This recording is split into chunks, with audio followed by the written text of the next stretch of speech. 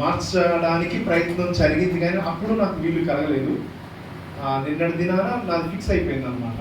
కానీ అనుకోకుండా మా మా మా మా అమ్మగారు వాళ్ళ సంతానం, వాళ్ళ తల్లిదండ్రులకి 9 మంది సంతానం. 9 మంది సంతానంలో మా పెద్దమ్మ గారు నిన్నటి దినాన ప్రభు సన్నిధికి వెళ్ళిపోయారు. 86 సంవత్సరాలు బ్రతికి దేవుని మహాకృపలో విశ్వాసాన్ని కాపాడుకొని దేవుని సన్నిధిలో ఒక బలమైనటువంటి విశ్వాసులుగా ఉండి పరిచర్యలో ఉంటూ నిన్నటి దినాన చనిపోయారు అనమాట. అందుకు వెంటనే పాస్టర్ గారితో మాట్లాడి, సీమన్ గారితో మాట్లాడి, మళ్ళీ నిన్న వచ్చిన దైవ సేవకులు భర్త గారిని కన్విన్స్ చేసి ఆయన్ని ఈ రోజు నుండి నడిపినాన అలా మేమిద్దరం మార్చుకున్నాం అనమాట. ఆ విధంగా దేవుని చిత్తము ఈ రోజున ఉందనాలి.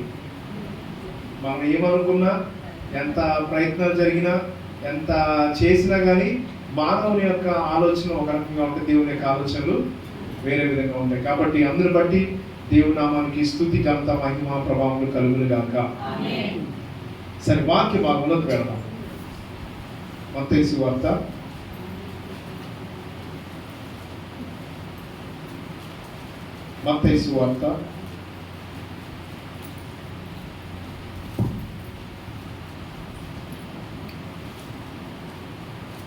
6వ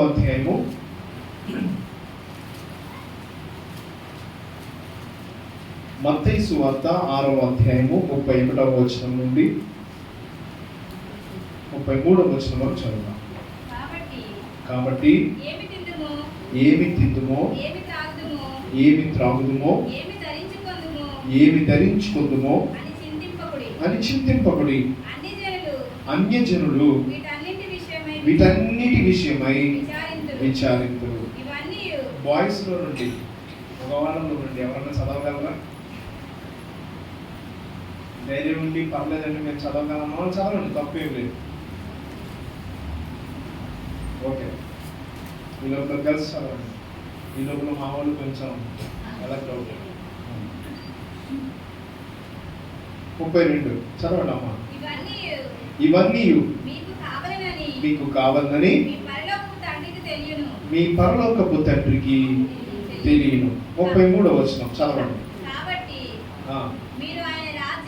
కాబట్టి మీరు ఆయన రాజ్యమును నీతిని మొదట వెదుకుడి, అప్పుడు అవన్నీ మీకు అనుగ్రహింపబడును. చాలు. ఒక చిన్న మాట, అందరం కళ్ళు మూసుకొని ప్రార్థనలో ఎక్కుతాం. నాతో మాట్లాడండి అయ్యా, నాతో మాట్లాడండి అని అడుగుదాం దేవుని. కొద్ది నిమిషాలు మన ప్రాణాత్మ దేహములు సజీవ యాగంగా సమర్పించుకొని, ప్రస్తుతం ఆయన మాట బలం కలిగింది, ఆయన మాట శక్తి కలిగింది, ఆయన మాట జీవం కలిగింది కనుక ఈ జీవము కలిగినటువంటి మాటల వైపు మన యొక్క వినికిడిని, మన చెవులను, మన మనస్సును, సమస్తమును ఇక్కడే కేంద్రీకరించబడినట్లుగా, దేవా మీరు నాతో మాట్లాడండి నాయన. మీరు మాట్లాడకపోతే నాకు జీవము లేదు నాయన. మీరు వాగ్దానం ఇవ్వకపోతే ఇన్ని రోజులు చేసిన మా ప్రార్థనలు వ్యర్థమైపోతాయి. మీరు మమ్మల్ని దర్శించకపోతే, మీరు మమ్మల్ని హెచ్చరించకపోతే మాలో ఏ తప్పిదాలు ఉన్నాయో, మాలో ఏ విధమైనటువంటి పరిస్థితులు ఉన్నాయో మాకు తెలియదు నాయన. మీ హెచ్చరిక, మీ దిద్దుబాటు, మీ దీవెన వాక్యం మాకు దయచేయండి ప్రభువా అని మనందరం అడుగుదాం దేవుని సన్నిధిలో. కృప కలిగినటువంటి గొప్ప దేవా నీకు వందనాలు, సర్వశక్తిమంతుడా నీకు వందనాలు, మాట్లాడే దేవా నీకు వందనాలు. కృప కలిగినటువంటి మా గొప్ప దేవా, నన్ను మీ చేతులకు అప్పగిస్తున్నాను ఆయన. ఈ సంఘ బిడ్డలకు కావాల్సినటువంటి మీ వర్తమానాన్ని మీరు అందించండి. పరిశుద్ధాత్మ దేవ, మీ సహాయాన్ని నేను వేడుకుంటూ మీ యొక్క సాధనముగా నన్ను ఉపయోగించుకోమని, వినగల చెవులు, గ్రహించగల మనసు, వినుబుద్ధిని ప్రతి ఒక్కరికి పుట్టించమని ప్రార్థన చేస్తూ, వాక్యానుసారమైనటువంటి జీవితాన్ని ప్రతి ఒక్కరికి దయచేయమని ప్రార్థన చేస్తూ యేసయ్య పరిశుద్ధ నామములో ప్రార్థిస్తున్నాం తండ్రి, ఆమేన్. వాక్య భాగంలోకి వెళ్ళే ముందు ఒక ప్రశ్న. ఉపవాస ప్రార్థనని మొదలు పెట్టాను కదా, దేని కొరకు చేస్తున్నారు ఉపవాస ప్రార్థన? మిమ్మల్ని అడుగుతున్నాను, దేని కొరకు చేస్తున్నాను?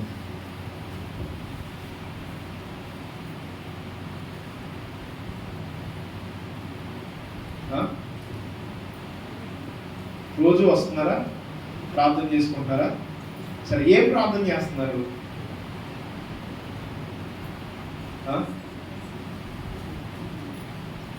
ఏ సీక్రెట్ గురించి అనుకున్నారు, రహస్యంగా ఎవరికి చెప్పొద్దు అనుకున్నారండి?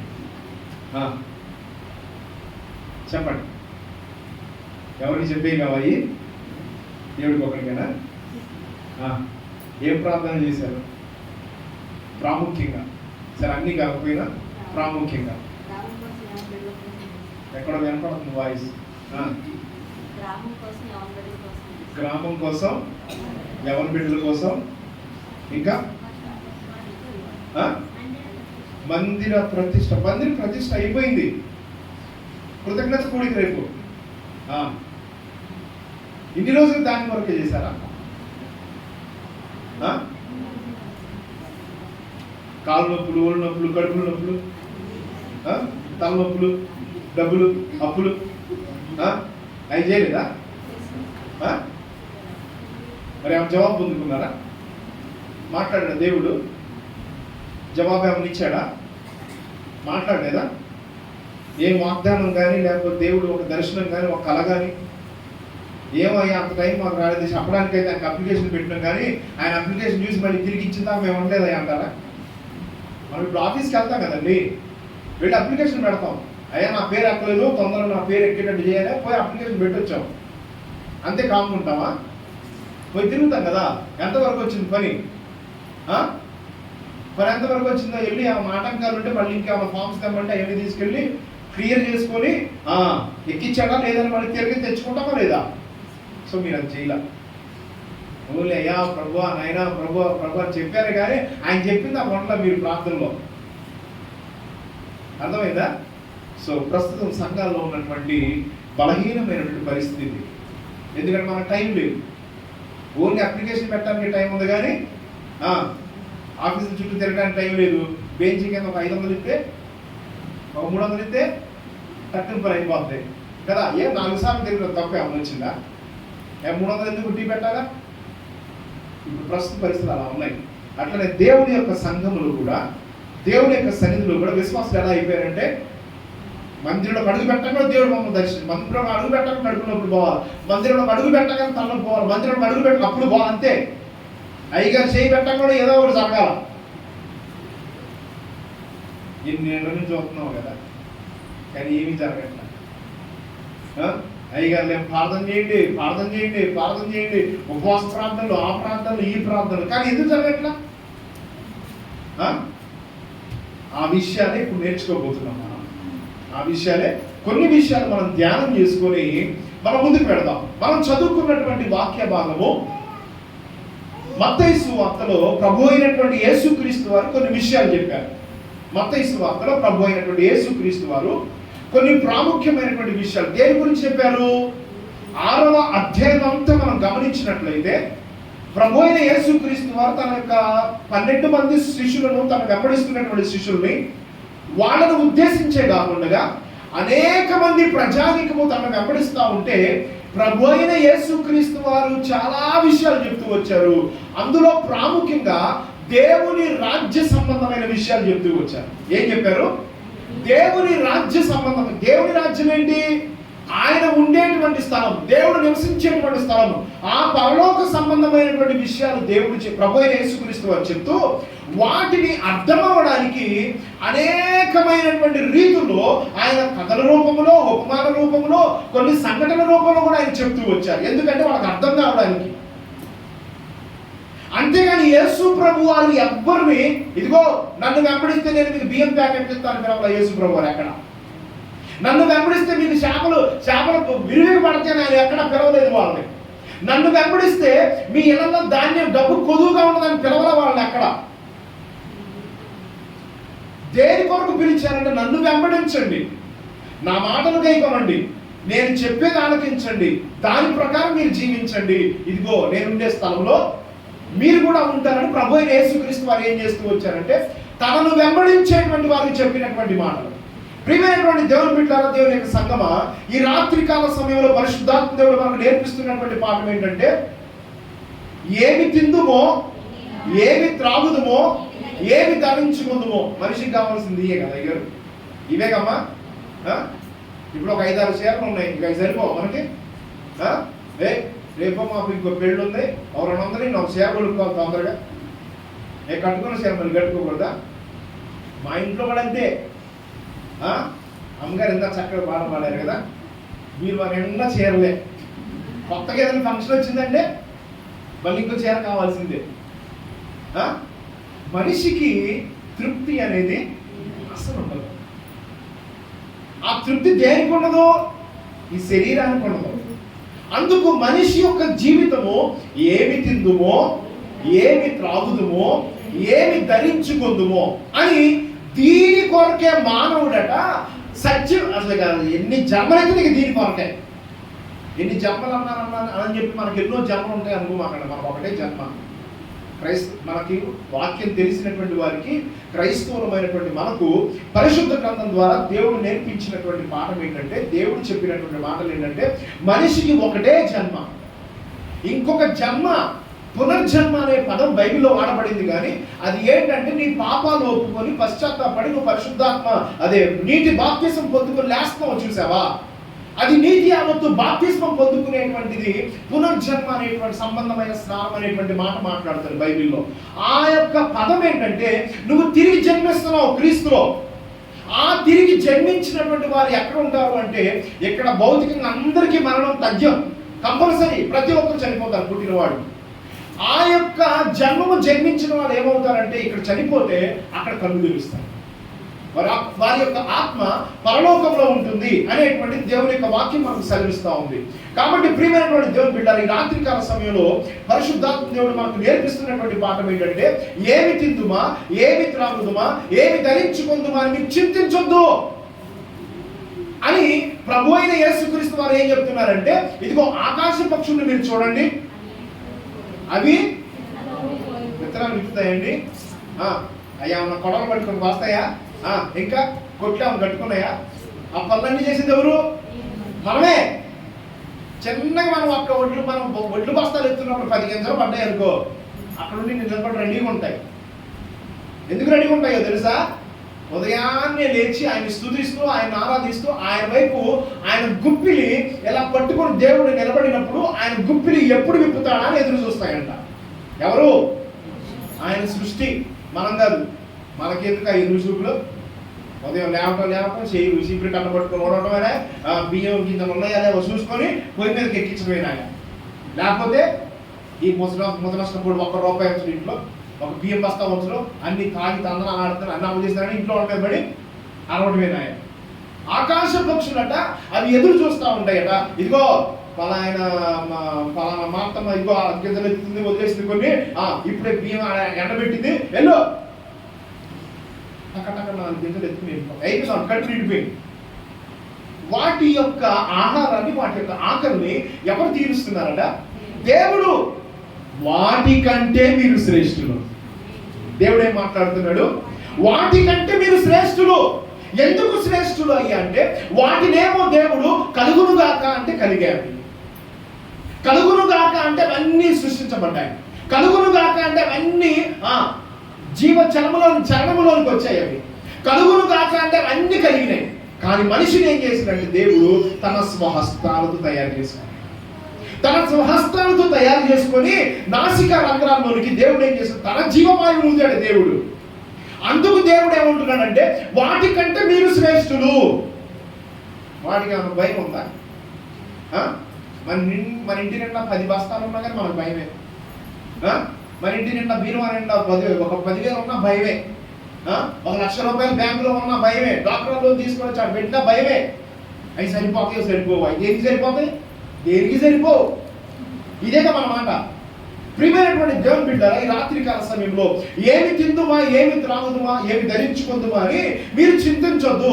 ఎందుకంటే మిమ్మల్ని గురించి ఆయన చింతిస్తున్నాడు. అందుకే అంటాడు, మీ చింతా యావత్తు ఆయన మీద వెయ్యుడి. ఈ రోజు నా ప్రియమైనటువంటి దేవుని బిడ్డలారా, పరిశుద్ధాత్మ దేవుడు మాట్లాడుతున్నటువంటి మాట ఏంటంటే, మరి దేని గురించి నువ్వు చింత కలిగి ఉండాలి దినా? నువ్వు దేని కొరకు చింత, దేని కొరకు నీ మనస్సు, దేని మీద నీ మనస్సు ఉండాలి అంటే కింద మాట్లాడుతూ ఉన్నాడు ప్రభు అయినటువంటి యేసుక్రీస్తు వారు. ఏం చెప్తున్నారు? మొదట నా నీతిని చదవండి. కాబట్టి 33వ వచనం, కాబట్టి ఆయన రాజ్యమును నీతిని మొదట వెతుకుడి, అప్పుడు అవన్నీ మీకు అనుగ్రహించబడును. చాలు. ఇవి వెతికితే, వీటి కొరకు మీరు ప్రయాసపడితే, వీటి కొరకు మీరు తృష్ణ కలిగి ఉంటే, వీటి కొరకు మీరు దాహం కలిగి ఉంటే, అవన్నీ మీకు అనుగ్రహించబడతాయి. అవన్నీ మీకు అనుగ్రహించబడతాయి. అంటే ఈ యొక్క తాత్కాలికమైనటువంటి వాటి కొరకు, కొద్ది కాలం నుండి కొద్ది కాలంలో అది అయిపోయేటువంటి వాటి కొరకు మనం ఏం చేయకూడదట?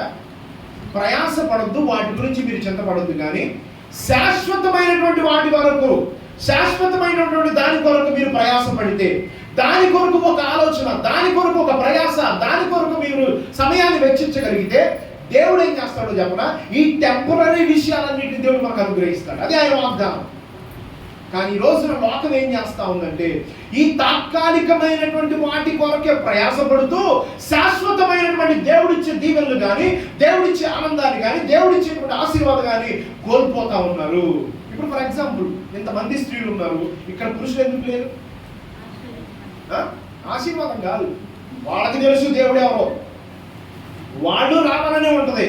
కానీ వాళ్ళకి కొన్ని ఉంటాయి, ఇదొకటి ఇంకేమన్నా ఉన్నాయి అనుకోండి, అరే ఆ పాత్ర పోతే ఇవన్నీ మన వద్దులేరా, మనకి ఎందుకు?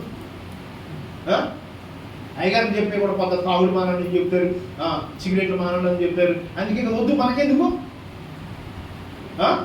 అవును కదా, అంతే కదా. వాళ్ళ ఆలోచన ఏంటంటే అవన్నీ మానాలి కాబట్టి, అవన్నీ విడిచిపెట్టాలి కాబట్టి, మన ఆనందం, మన శారీరక ఆనందం, మన ఇష్టానుసారమైనటువంటి జీవితం అక్కడికి వెళితే జీవించడానికి ఉండదు కాబట్టి అయ్యొద్దు. ప్రియమైనటువంటి దేవుని బిడ్డలారా, ఇక్కడ పరిశుద్ధాత్మ దేవుడు మనకు నేర్పిస్తున్నటువంటి పాఠం ఏంటంటే, ఇదిగో మొదట నా నీతిని, నా రాజ్యాన్ని మీరు వెదకుడి, అప్పుడు అవన్నీ మీకు అనుగ్రహించబడును. ఇప్పుడు దేవుని రాజ్యం అంటే ఏంటి, ఆయన నీతి అంటే ఏంటి, కొన్ని విషయాలు మనం ధ్యానించాలి. రోమాపత్రిక 14వ అధ్యాయం 17వ వచనం చదవండి. రోమాపత్రిక 14వ అధ్యాయము 17వ వచనం. 17.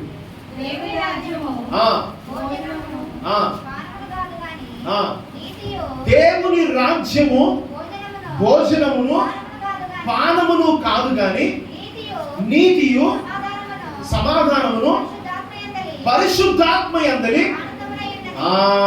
అది ఈ రోజున మనం నేర్చుకోబోయేటువంటి పాఠం ఏంటంటే, ప్రభు అయినటువంటి యేసుక్రీస్తు తనను వెంబడిస్తున్నటువంటి శిష్యులతో మాట్లాడుతున్నారు ఆయన, తనను వెంబడిస్తున్నటువంటి ప్రజానికంతో మాట్లాడుతున్నారు ఆయన. ఎందుకంటే వాళ్ళకి అప్పటికి ఇంకా పరిశుద్ధాత్ముడు అంటే ఎవరో తెలియదు, అప్పటికి ఇంకా పరిశుద్ధాత్మ ద్వారా కలిగేటువంటి కార్యాలేంటో వాళ్ళకి తెలియదు.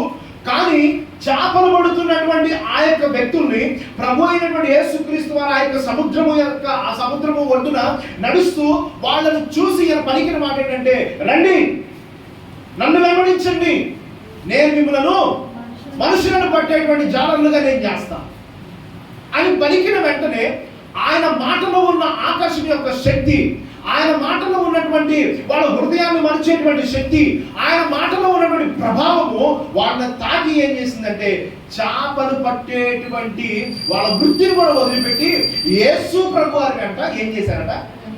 వెంబడించారు. నిజంగా ఇప్పుడు అదే పరిస్థితి మనం ఉందనుకోండి, మనం ఏం చెప్పాలా? మనం ఏమంటాం? మా అబ్బాయి చెప్పాలా, మా అమ్మాయి చెప్పాలా, మా ఇంట్లో చెప్పాలా, మా ఇంట్లో పర్మిషన్ అడిగి రావాలా, ఇవన్నీ ఉంటాయి మనకి. కానీ యేసు ప్రభు వారి మాటలో ఉన్న శక్తి, ఆయన మాటలో ఉన్న ప్రభావము, ఆయన మాటలో ఉన్న జీవం ఏం చేసిందంటే, వాళ్ళ వృత్తిని కూడా వదిలిపెట్టి ప్రభువుని వెంబడిస్తూ ఉంటే వాళ్ళకి అనేకమైన విషయాలు నేర్పిస్తూ, మనం చదువుకున్నటువంటి 6వ అధ్యాయం అంతా మొదటి నుంచి మనం చదువుతూ ఉంటే ప్రార్థన ప్రార్థన ప్రార్థన ప్రార్థన గురించే మాట్లాడారు యేసయ్య. ప్రార్థన చేసేటప్పుడు మీరు వేషధారుల వలె ఉండొద్దు, ప్రార్థన చేసేటప్పుడు మీరు విస్తరించి మాట్లాడొద్దు, ప్రార్థన చేసేటప్పుడు ఇదిగో మీరు అలాగ ఉండొద్దు, ఇలాగ ఉండొద్దు, ఇలాగ ప్రార్థన చేయండి. ఉపవాసం ఉన్నప్పుడు రహస్యమందున్న మీ తండ్రి చూచినట్లుగా గదిలోనికి వెళ్ళి తలుపేసుకొని ప్రార్థన. అలాగా కొన్ని ప్రార్థన గురించి ప్రభు యేసుక్రీస్తు వారు చెప్పారు. విసుకక నిత్యము ప్రార్థన చేయాలనేటువంటి ఉపమానం కూడా యేసు ప్రభు వారు చెప్పారు. ప్రార్థన చేయడానికి వెళ్ళినప్పుడు సుంకరి పరిసయుడి యొక్క ప్రార్థన యొక్క వారి యొక్క వ్యక్తిత్వాన్ని కూడా యేసు ప్రభు వారు చూపించారు. దాన్ని ఎందుకు సాదృశ్యంగా చెప్పారంటే, కొంతమంది అంట ప్రార్థనకి వెళ్ళినప్పుడు దేవుని ఎదుట వీళ్ళే నీతిమంతులు అన్నట్టు పలుకుతారట. మనకు కూడా తెలియదు పాపం. అప్పుడప్పుడు మనం కూడా అట్టే ప్రార్థన చేస్తాం, ప్రభు నేను ఎన్ని కష్టాలు పడుతున్నావు నువ్వు నీకు తెలియదా నాయన, నన్ను ఎంత చెడుతున్నారో నీకు తెలియదా ప్రభు, మా ఆయన నేను ఎన్ని బూతు మాట్లాడాడో నీకు తెలియదా ప్రభు, మనం ఏమన్నట్టు మళ్ళీ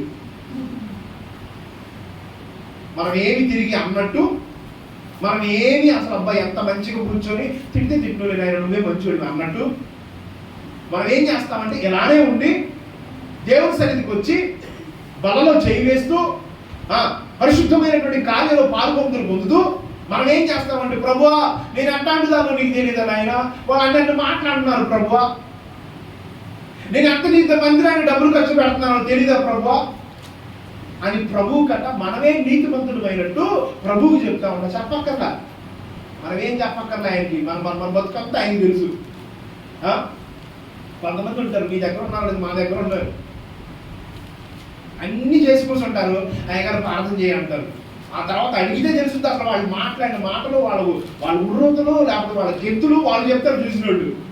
మళ్ళీ ఏం తెలియనట్టు మౌనంగా ఉన్నాడు, అయ్యా నన్ను ఎన్ని దుడ్డు తింటుందో, నన్ను ఎన్ని కూతురు మాట్లాడుతుందో, నన్ను ఎన్ని శాపనార్థాలు పెట్టిందో అంటారు. ఇప్పుడు వచ్చి మౌనంగా ఏడ్చుకుంటాం. మళ్ళీ ఏడుపడుతుంది మళ్ళీ అయ్యగారి ముందుకు వచ్చినప్పుడు. ఎందుకంటే అమ్మటి అయ్యగారు కరిగిపోయి ప్రభువా నాయన నిజమే నాయన పెట్టి అంత మంచిదో అయ్యా ఏమనలేదంటే ఇప్పుడే వాళ్ళని దర్శించిన ఆయన అయ్యగారు ప్రార్థన చేస్తారు.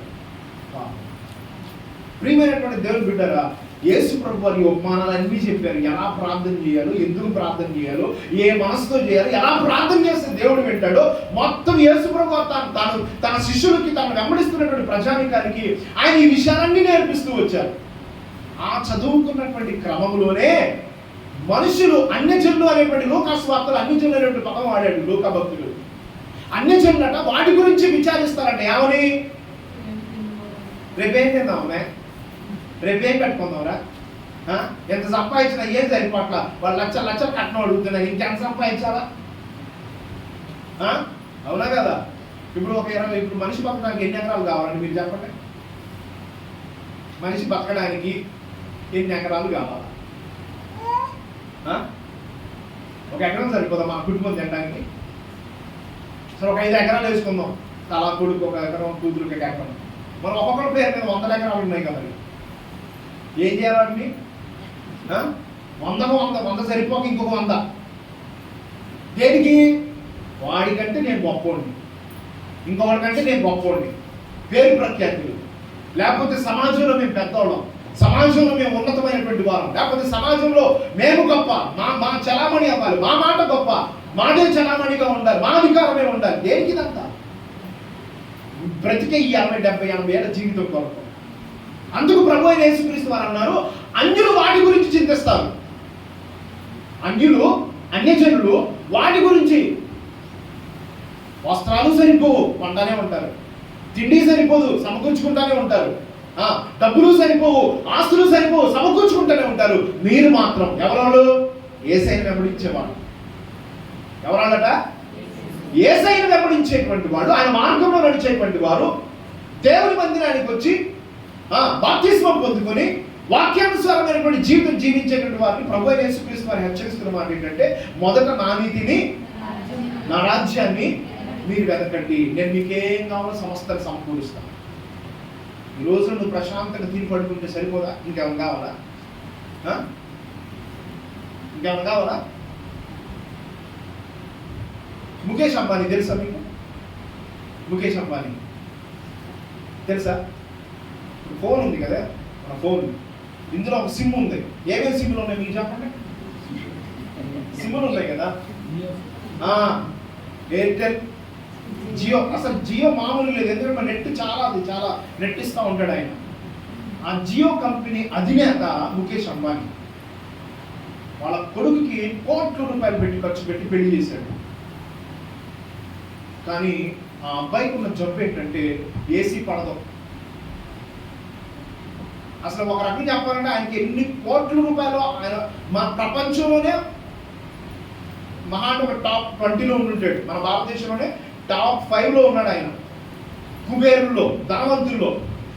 అటువంటి వ్యక్తి యొక్క కుమారుడికి బ్రతికించడానికి కొన్ని కోట్ల రూపాయలు ఖర్చు చేస్తున్నాడు. అంతేకాకుండా ఆ అబ్బాయికి ఏసీ పడదు. చూసారా?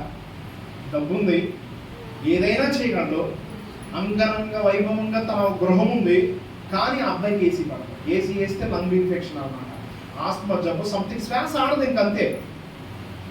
మరణం ఎప్పుడు వస్తుందో కూడా తెలియదు. ఆ అబ్బాయి స్టేట్మెంట్ ఇచ్చాడు డైరెక్ట్గా. ఎందుకు ఈ మాట చెప్తున్నారంటే, నీకు అన్నీ ఉండి అనుభవించేటువంటి పరిస్థితి లేకపోతే ఏం ఉపయోగం? అందుకు ప్రభు అయినటువంటి యేసుక్రీస్తు వారు అంటున్న మాట ఏంటంటే, ఏమి తిందుమా, ఏమి త్రాగుదుమా అనేటువంటి, ఏమి ధరించుకుందుమా అనేటువంటి చింత మీకొద్దు. ఈ టెంపరీ థింగ్స్, ఈ సాధారణమైనటువంటి తాత్కాలికమైనటువంటి వాటి మీద మీ మనసు ఉంచుకోవద్దు. కానీ దేని కొరకు మీరు చింతించాలంటే, మొదట నా నీతి కొరకు, నా రాజ్యం కొరకు మీరు వెతకండి. ఇప్పుడు దానికి నిర్వచనంగా అపోస్తలుడైన పౌలు గారు సంఘానికి నేర్పిస్తూ ఉన్నాడు. రోమా సంఘంలో రోమా పత్రిక రాస్తూ 14వ అధ్యాయం 17వ వచనంలో మనం చదువుకున్న మాట ఏంటంటే, దేవుని రాజ్యం అనగా ఏంటిదంట? భోజనమును పానమును కాదు కానీ నీతియు సమాధానమును పరిశుద్ధాత్మ యందు ఆనందం. 3 విషయాలు చెప్పండి. ఏంటిదంట? చెప్పండి, ఏంటిది? నీతి, సమాధానము, పరిశుద్ధాత్మ యందు ఆనందం. నీతి, చెప్పండి, నీతి, సమాధానము, పరిశుద్ధాత్మ యందు ఆనందం. ప్రియమైనటువంటి దేవుని బిడ్డలారా, నీతి అనేటువంటి దానికి నిర్వచనం ఏంటంటే, ఒకటే సింపుల్, దేవునిలాగా మనం జీవించాలి. దేవునిలాగా మనం జీవించాలి. మన దేవునిలాగా జీవించాలంటే దేవుడు ఏమన్నాడు? మనకు తెలుసా? దేవుడు ఏమన్నా మనకు కనపడుతున్నాడా? దేవుడు ఏమన్నా మన దగ్గరకు వచ్చాడా? దేవుడు మనతో ఉన్నాడా? ఉన్నాడా? ఒక మామగారు వస్తే చెప్తున్నా, ఉన్నాడండి. నేను మీకు లేడా? ప్రభు అయిన యేసుక్రీస్తు వారు 33.5 సంవత్సరాలు భూమి మీద బ్రతికి, మనిషి ఎలాగూ బ్రతకాలో బ్రతికి చూపించి, ఇలాగూ బ్రతకండి అని చెప్పి వెళ్ళిపోయాడు ఆయన. క్రైస్తవ జీవితం కూడా అదే. మళ్ళీ చెప్తున్నా, క్రైస్తవ జీవితం అంటే, ఈ రోజున నేను ఒక ప్రశ్న వేస్తాను మళ్ళీ మిమ్మల్ని, అసలు యేసు ప్రభు వారిని ఎందుకు నమ్ముకున్నారు? త్వరగా యేసు ప్రభు వారిని ఎందుకు నమ్ముకున్నారు? ఏమన్నా ఎంతవరకు ఎవరు అడగలి ఈ క్వశ్చన్ అడుగుతున్నా? అడిగే దినాలు రాబోతున్నాయి, అందుకే ముందు నేను అడుగుతున్నా.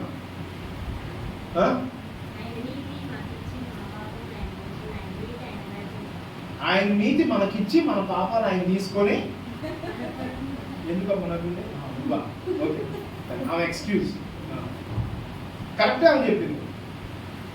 ఆయన పరిశుద్ధత మనకిచ్చి, మన పాపాలన్నీ ఆయన మీద మోసుకొని, మన కొరకు సిలువలో ఆయన బలియాగమైపోయి, మన పాప దోషం ఆయన భరించి మనల్ని కడిగాడు, శుభ్రంగా కడిగాడు, పవిత్రపరిచాడు. పవిత్రపరిచి అన్నాడు కదా, ఇకను పాపము చేయొద్దు, సమాధానం గలదానమై వెళ్ళు, సమాధానం గలవాడమై వెళ్ళు అనేది ఆయన యొక్క నిర్వచనం. ప్రభు అయినటువంటి యేసుక్రీస్తు వారు చెప్పినటువంటి మాట. ప్రియమైనటువంటి దేవుని బిడ్డలారా, ఈ రోజున యేసు ప్రభు వారిని ఎందుకు నమ్ముకున్నాము అంటే, మన పాపాలు క్షమించి ఆయన మనం పవిత్రంగా చేశాడంటే నమ్ముకున్నాం. ఇప్పుడు మందిరంలో చెప్పాను తల్లి, మంచిది, రేపు పొద్దున వస్తారు. నేను మళ్ళీ చెప్తున్నా,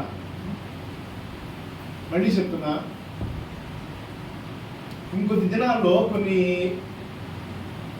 సంవత్సరాల్లో కొన్ని పరీక్షల్లో మనకు ఎదురవబోతున్నాయి. ఏ పరీక్షలు అంటే, దేవుని మందిరానికి వెళ్తాను, నీ ఇంట్లో బైబిల్ ఉంది, నీకు ఎస్సీ సర్టిఫికేట్ రద్దు అవుద్ది. ఎస్సీ సర్టిఫికేట్ పేరు మీద వచ్చేటువంటి రాయితీలు ఉంటాయి చూసారా, అవి కూడా రద్దు అయిపోతాయి ఈ బైబిల్ నీ ఇంట్లో ఉంటే అని నీకు ఒక అవకాశం ఇస్తారు. బైబిల్ కావాలా, పథకాలు కావాలా, ఎస్సీ సర్టిఫికేట్ కావాలా? అప్పుడేం చెప్తారు? నిజమేనా? గుర్తుపెట్టిన అందరికి ఎవరు వాళ్ళే సాక్షులు, నేను కాదు, ఎవరికి వాళ్ళే సాక్షులు. మీ పథకాలు పోతాయి, మీ రాయితీలు పోతాయి, మీకు వచ్చే గవర్నమెంట్ నుంచి వచ్చే ఫ్రీ అన్నీ పోతాయి. దేనివల్ల? ఈ పరిశుద్ధ గ్రంథం మన ఇంట్లో ఉండడం వల్ల. నేను ఒకటి చెప్పనా, మన భారతదేశంలో జరుగుతున్న భయంకరమైన విషయం. ఒక దైవ సేవకుని కొట్టారు. ఒక రెడ్డి అనబడినటువంటి వ్యక్తి ఒక దైవ సేవకుని కొట్టాడు. ఆ పక్కన నువ్వు ఎందుకంత డిస్టర్బ్ చేస్తున్నావు, అసలు ఇక్కడ ఉండొద్దని, మంచి మాటలు అయిపోయినాయి, గద్దింపులు అయిపోయినాయి, అన్నీ అయిపోయినాయి, ఎంతలేదని కొట్టాడు. ఒక రోజున కొడితే ఆ దైవ సేవకుడు కేసు వేసాడు. ఏం కేసు వేసాడంటే, నన్ను కొట్టాడు, ఎస్సీ ఎస్టీ అట్రాసిటీ కేసు కింద, అనగా నన్ను కులం పేరు పెట్టి దూషించాడు అని చెప్పి కేసు వేసాడు. కేసు వేస్తే మొత్తం వాదోపవాదాలు విని ఆయన మీద విచారణ చేసి, నువ్వు ఎస్సీ అయి ఉండి ఎస్సీ వై ఉండి ఈ మత ప్రచారం చేస్తున్నావు, ఈ పని చేస్తున్నావు కాబట్టి ఒకవేళ నువ్వు మత ప్రచారం చేసేవాడు అయి ఉంటే నువ్వు బీసీసీ సర్టిఫికేట్ తీసుకొని ఉండాల్సింది ఈ పార్టీకి, అనగా క్రైస్తవుని నేను అనే సర్టిఫికేట్ నువ్వు తీసుకొని ఉండి ఆ పని చేసినట్టయితే నువ్వు బాగుండేది. ఎస్సీ సర్టిఫికేట్ మీద ఈ పని చేసావు కాబట్టి ఈ ఎస్సీ సర్టిఫికేట్ మీద మేము నిన్ను ప్రొటెక్ట్ చేయలేము. ఎందుకంటే నువ్వు వేరే దేశం యొక్క మతాన్ని స్వీకరించి నువ్వు అక్కడ ప్రబోధిస్తున్నావు కాబట్టి, ఇక్కడ మత ప్రచారం చేస్తున్నావు కాబట్టి ఈ ఎస్సీ అట్రాసిటీ కేసు అనగా ఈ విషయంలో నీకు ఈ యొక్క పత్రిక లేకపోతే ఈ యొక్క కుల ధృవీకరణ పత్రము లేకపోతే ఈ చట్టం కింద మేము మిమ్మల్ని రక్షించలేము అని తీర్పు చెప్పింది కోర్టు. అర్థమైందా? తీర్పు చెప్పేసింది. ఇంకా ఆయన ఏమి చేయలేదు. ఇంకా హైయర్ కోర్టుకి వెళ్ళినా కూడా ఆయన కేసు కోర్టు కేసు పంపించేశారు. ప్రియమైనటువంటి దేవుని బిడ్డలారా, ప్రస్తుత పరిస్థితులు అలాంటి దినాల్లో మనం ఉన్నాం. మన విశ్వాసానికి పరీక్ష కలుగుతున్న దినాల్లో మనం ఉన్నాం. భయంకరమైనటువంటి దినాల్లో మనం ఉన్నాం కాబట్టి అందుకు ప్రభువైన యేసుక్రీస్తు వారు ఆ దినాన్ని చెప్పారు, నా నామమును బట్టి మిమ్మల్ని హింసిస్తారు, దూషిస్తారు, అబద్ధముగా మీ మీద చట్టమాటలు కలుగుతారు, మిమ్మల్ని చెరసాలకు అప్పగిస్తారు, మీ మీద నేరము అనవసరంగా అకారణంగా మీ మీద నేరాలు మోపుతారు, మీరు అన్నిటికీ సిద్ధంగా ఉండాలని యేసు ప్రభువు వారు ముందే చెప్పారు. ఆయన వెంబడించేటువంటి వారిని ముందుగానే హెచ్చరిక చేశారు. ఆయన చెప్పకపోయి ఉంటే మనం యేసు ప్రభు వారిని కూడా అబద్ధికుడు అవ్వచ్చు. కానీ యేసు ప్రభు వారు ఏం చేశారంటే జరగబోయే సంఘటనలు, జరగబోయేటువంటి పరిస్థితులన్నీ ముందుగానే హెచ్చరిక చేశారు ప్రతి ఒక్కరికి. కాబట్టి ప్రియమైనటువంటి దేవుని బిడ్డలారా, ఈ రాత్రి కాల సమయంలో నీతి అంటే ఏంటో నేర్చుకో, సమాధానం అంటే ఏంటో తెలుసుకో, పరిశుద్ధాత్మ యందు ఆనందం ఏంటో తెలుసుకో. దాని కొరకు ప్రయాసపడాలి, మనం దాని కొరకు చింతించాలి, దాని కొరకు కన్నీరు కావాలి ప్రతిదినం. ఈ రోజున ఇప్పటి వరకు ఒకే సంఘంలో ఏకీభవించే ప్రార్థనలో నువ్వు భౌతికమైన విషయం అడిగిన మంచిదే, తప్పేమి లేదు. ఆ ప్రార్థన చేయడం కూడా మంచిదే, ఆ ప్రార్థన ద్వారా కార్యాలు జరుగుతూ ఉండడం మంచిదే. ఆ కార్యాలు జరుగుట ద్వారా సంఘ సాక్ష్యం బయటికి వెళ్ళి ఇంకా అనేకులు కొత్త వారు రావడానికి కూడా ఒక దోహదంగా పనిచేస్తాం, ఒక కారణంగా పనిచేస్తూ ఉంటుంది. ప్రియమైనటువంటి దేవుని బిడ్డలారా, ఈ రాత్రి కాల సమయంలో అపోస్తలుడైన పౌలు గారు చెప్తున్న మాట ఏంటంటే, ఇదిగో దేవుని రాజ్యము అనగా తినడం త్రాగడం కాదు, కానీ ఏంటిదంట, నీతియు సమాధానమును పరిశుద్ధాత్మ యందు ఆనందమునై ఉన్నది. కాబట్టి ప్రియమైనటువంటి దేవుని బిడ్డలారా, నీతి, అబ్రహాము దేవుని మాటను నమ్మెను, అది అతనికి నీతిగా ఎంచబడేది. ఏమి నమ్మాడు అబ్రహాము? దేవుని మాటను నమ్మాడు. ఎప్పుడు నమ్మాడు? దేవుడు ఏమన్నా దర్శించాడా? దేవుడు ఏమన్నా కనపడ్డా? అబ్రహాము యొక్క కుటుంబం యొక్క బ్యాక్గ్రౌండ్ ఏంటంటే వాళ్ళు విగ్రహాలు తయారు చేసుకుని అమ్ముకునే కుటుంబం. అది బొమ్మలు తయారు చేసుకునేటువంటి ఒక కుటుంబంలో ఉన్నటువంటి వ్యక్తి ఈయన తయారు చేసుకొని అమ్ముకుంటున్నటువంటి దినాల్లో ఒక రోజున ఒక స్వరం మాట్లాడుతూ ఉంది. ఏమని మాట్లాడుతూ ఉందంటే, అబ్రహామా, నీ తండ్రి ఇంటిని నీ తల్లి ఇంటిని విడిచిపెట్టి నేను చూపించేటువంటి దేశానికి రా, నన్ను వెంబడించు, నేను చూపించేటువంటి ప్రదేశానికి నువ్వు వెళ్ళు అని ఒక స్వరం మాట్లాడింది. ఇప్పుడు మనమైతే నమ్ముతామా? మా అమ్మ మా నాన్న వదిలిపెట్టి నాకు తిని పెట్టేది ఎవడు? మా ఇంట్లో వదిలిపెట్టిపోతే ఆస్తి అంత తినేది ఎవరు? అది పంచుకునేది ఎవరు? కానీ అబ్రహాం మారు మాట్లాడకుండా దేవుని మాటకు విధేయత చూపించి దేవుని యొక్క మాటకు లోబడి ఏం చేశారంటే మౌనంగా బయటకు వచ్చేసారు. వస్తున్న క్రమంలో ఎన్నో ఎన్నో అనుభవాలు చూస్తూ వచ్చాడు. వస్తున్న క్రమంలో 25 సంవత్సరాలు పరీక్షించబడ్డాడు అబ్రహాం. తనకు అనుమానం వచ్చినప్పుడల్లా దేవుని యొక్క సన్నిధిలో, తనకు నిరాశ కలిగినప్పుడల్లా బలిపీఠం వేయడం, ప్రార్థన చేయడం, దేవుని యొక్క సన్నిధిలో మొరపెట్టడం చేస్తా ఉన్నప్పుడల్లా అబ్రహాం అన్నాడు, ఇదిగో ఆకాశ నక్షత్రాలు చూడు, రాత్రిపూట దేవుడు అది చూపిస్తున్నాడు, సముద్రం దగ్గరకు తీసుకెళ్ళేమో ఇసుక రేణువులు లెక్క పెట్టగలవా? ఇసుక రేణువులు అంత విస్తారంగా నీ పిల్లల్ని, నీ సంతానాన్ని దీవిస్తాను, అప్పటికే పిల్లలు కొట్ల. ఇవన్నీ చూస్తానే ఉన్నాడు, ఇవన్నీ అనుభవిస్తానే ఉన్నాడు. మౌనంగా మౌనంగా మౌనంగా ఒక రోజున శారంగా ఒక పని అప్పగించింది. తన పని దాని దాసురాలు ఇచ్చి, ఇదిగో నువ్వు యువత వెళ్ళాక మనకు ఎట్ట సంతానం కలగట్లేదు, నాకు కూడా సహజంగా ఉండవలసినటువంటి ఋతుక్రమం నిలిచిపోయింది, అన్ని అయిపోయినాయి, లేవు మన ఇద్దరం అవసరంలో. ఆ పుట్టేటువంటి దాసురాల ద్వారా కలిగేటువంటి కుమారుడే మనకు వారసులు అని చెప్పింది. అయ్యగారు కూడా ఒక సంతోషంగా వెళ్ళిపోయారు, అన్ని అయిపోయారు, కుమారుడు పుట్టాడు ఇష్మాయిలు. ఇవన్నీ జరిగిన తర్వాత కూడా అబ్రహాంకి అసలు నెమ్మది లేదు. అబ్రహాంకి అసలు లేదు, నా దాసుని యొక్క కుమారుడే కదా, నా వారసులేమో ఒక చోట అన్నాడు. ఇలాగ మనం చూసుకుంటూ పోతే ఆయన విశ్వాసానికి పరీక్షలు కలిగినాయి, అనుమానాలు వచ్చే పరిస్థితులు వచ్చినాయి. తన మనసుకు ఇష్టం లేకపోయిన భార్యను బట్టి కొన్ని తప్పిదాలు చేయాల్సి వచ్చింది. ఇవన్నీ జరిగినాయి. దేవుడు ఒక రోజున అన్నాడు కదా, నిందారహితుడిగా ఉండు అబ్రహామా, నా సన్నిధిలో నీవు నిందారహితుడిగా ఉండు. తన వాగ్దానాన్ని నెరవేర్చే ముందు అబ్రహాముని దేవుడు హెచ్చరించిన మాట ఇది, నా సన్నిధిలో నీవు నిందారహితుడిగా ఉండు. ప్రియమైనటువంటి దేవుని బిడ్డలారా, దేవుని యొక్క సంగమా, ఈ మధ్యాహ్న కాల ఈ రాత్రి కాల సమయంలో పరిశుద్ధాత్మ దేవుడు మాట్లాడుతున్నటువంటి మాట ఏంటంటే, దేవుని మాటను నువ్వు ఎలాగ విశ్వసిస్తున్నావు, ఎలాగ తీసుకుంటున్నావు? ఈ రోజున ఇక్కడ దైవ సేవకులు నిలబడి మాట్లాడుతున్నారంటే ఏదో పని పాట లేక, ఉద్యోగాలు లేక, చదువు లేక వచ్చారనుకుంటున్నారేమో. లేకపోతే ఏదో లే తన వచ్చేసాను అనుకుంటాం అనుకోని దైవ సేవకులు చాలా తక్కువ అంచనా వేస్తా ఉంటాం. దైవ సేవకుడు నిలబడి మాట్లాడుతున్న ప్రతి మాట ఎవరిదంటే దేవుడిది. మరి మీ దైవ సేవకుడు అలా గుర్తిస్తున్నారా? దైవ సేవకుడు ఆ విధంగా గౌరవిస్తున్నారా? లేకపోతే పై రూపాన్ని చూసి, పై పరిస్థితులు చూసి లెక్కేస్తున్నారా? కాదు కాదు కాదు. దైవ సేవకుడు దేవుని ఆత్మను కలిగినటువంటి వ్యక్తి. ప్రియమైనటువంటి దేవుని బిడ్డలారా, దేవుని స్వరం విని అబ్రహాము బయటకు వచ్చాడు. ఆ తర్వాత 25 ఏళ్ల తర్వాత, వాగ్దానం చేయబడినటువంటి 25 సంవత్సరాల తర్వాత వాగ్దానాన్ని దేవుడు నెరవేర్చి ఇస్సాకు అనబడినటువంటి తన గర్భం నుండి పుట్టినటువంటి బిడ్డ ద్వారా దేవుడు ఏం చేస్తూ వచ్చాడంటే ఇశ్రాయేలు జనాంగాన్ని ఏర్పాటు చేస్తూ వచ్చాడు. ఇశ్రాయేలు జనాంగం విస్తరించిపోయేవాళ్ళు ప్రపంచంలో. ప్రియమైనటువంటి దేవుని బిడ్డలారా, అబ్రహాము దేవుని యొక్క మాటలు, అందుకే అన్నాడు, ఒక మాట చదవండి, లూకా సువార్త 16వ అధ్యాయం.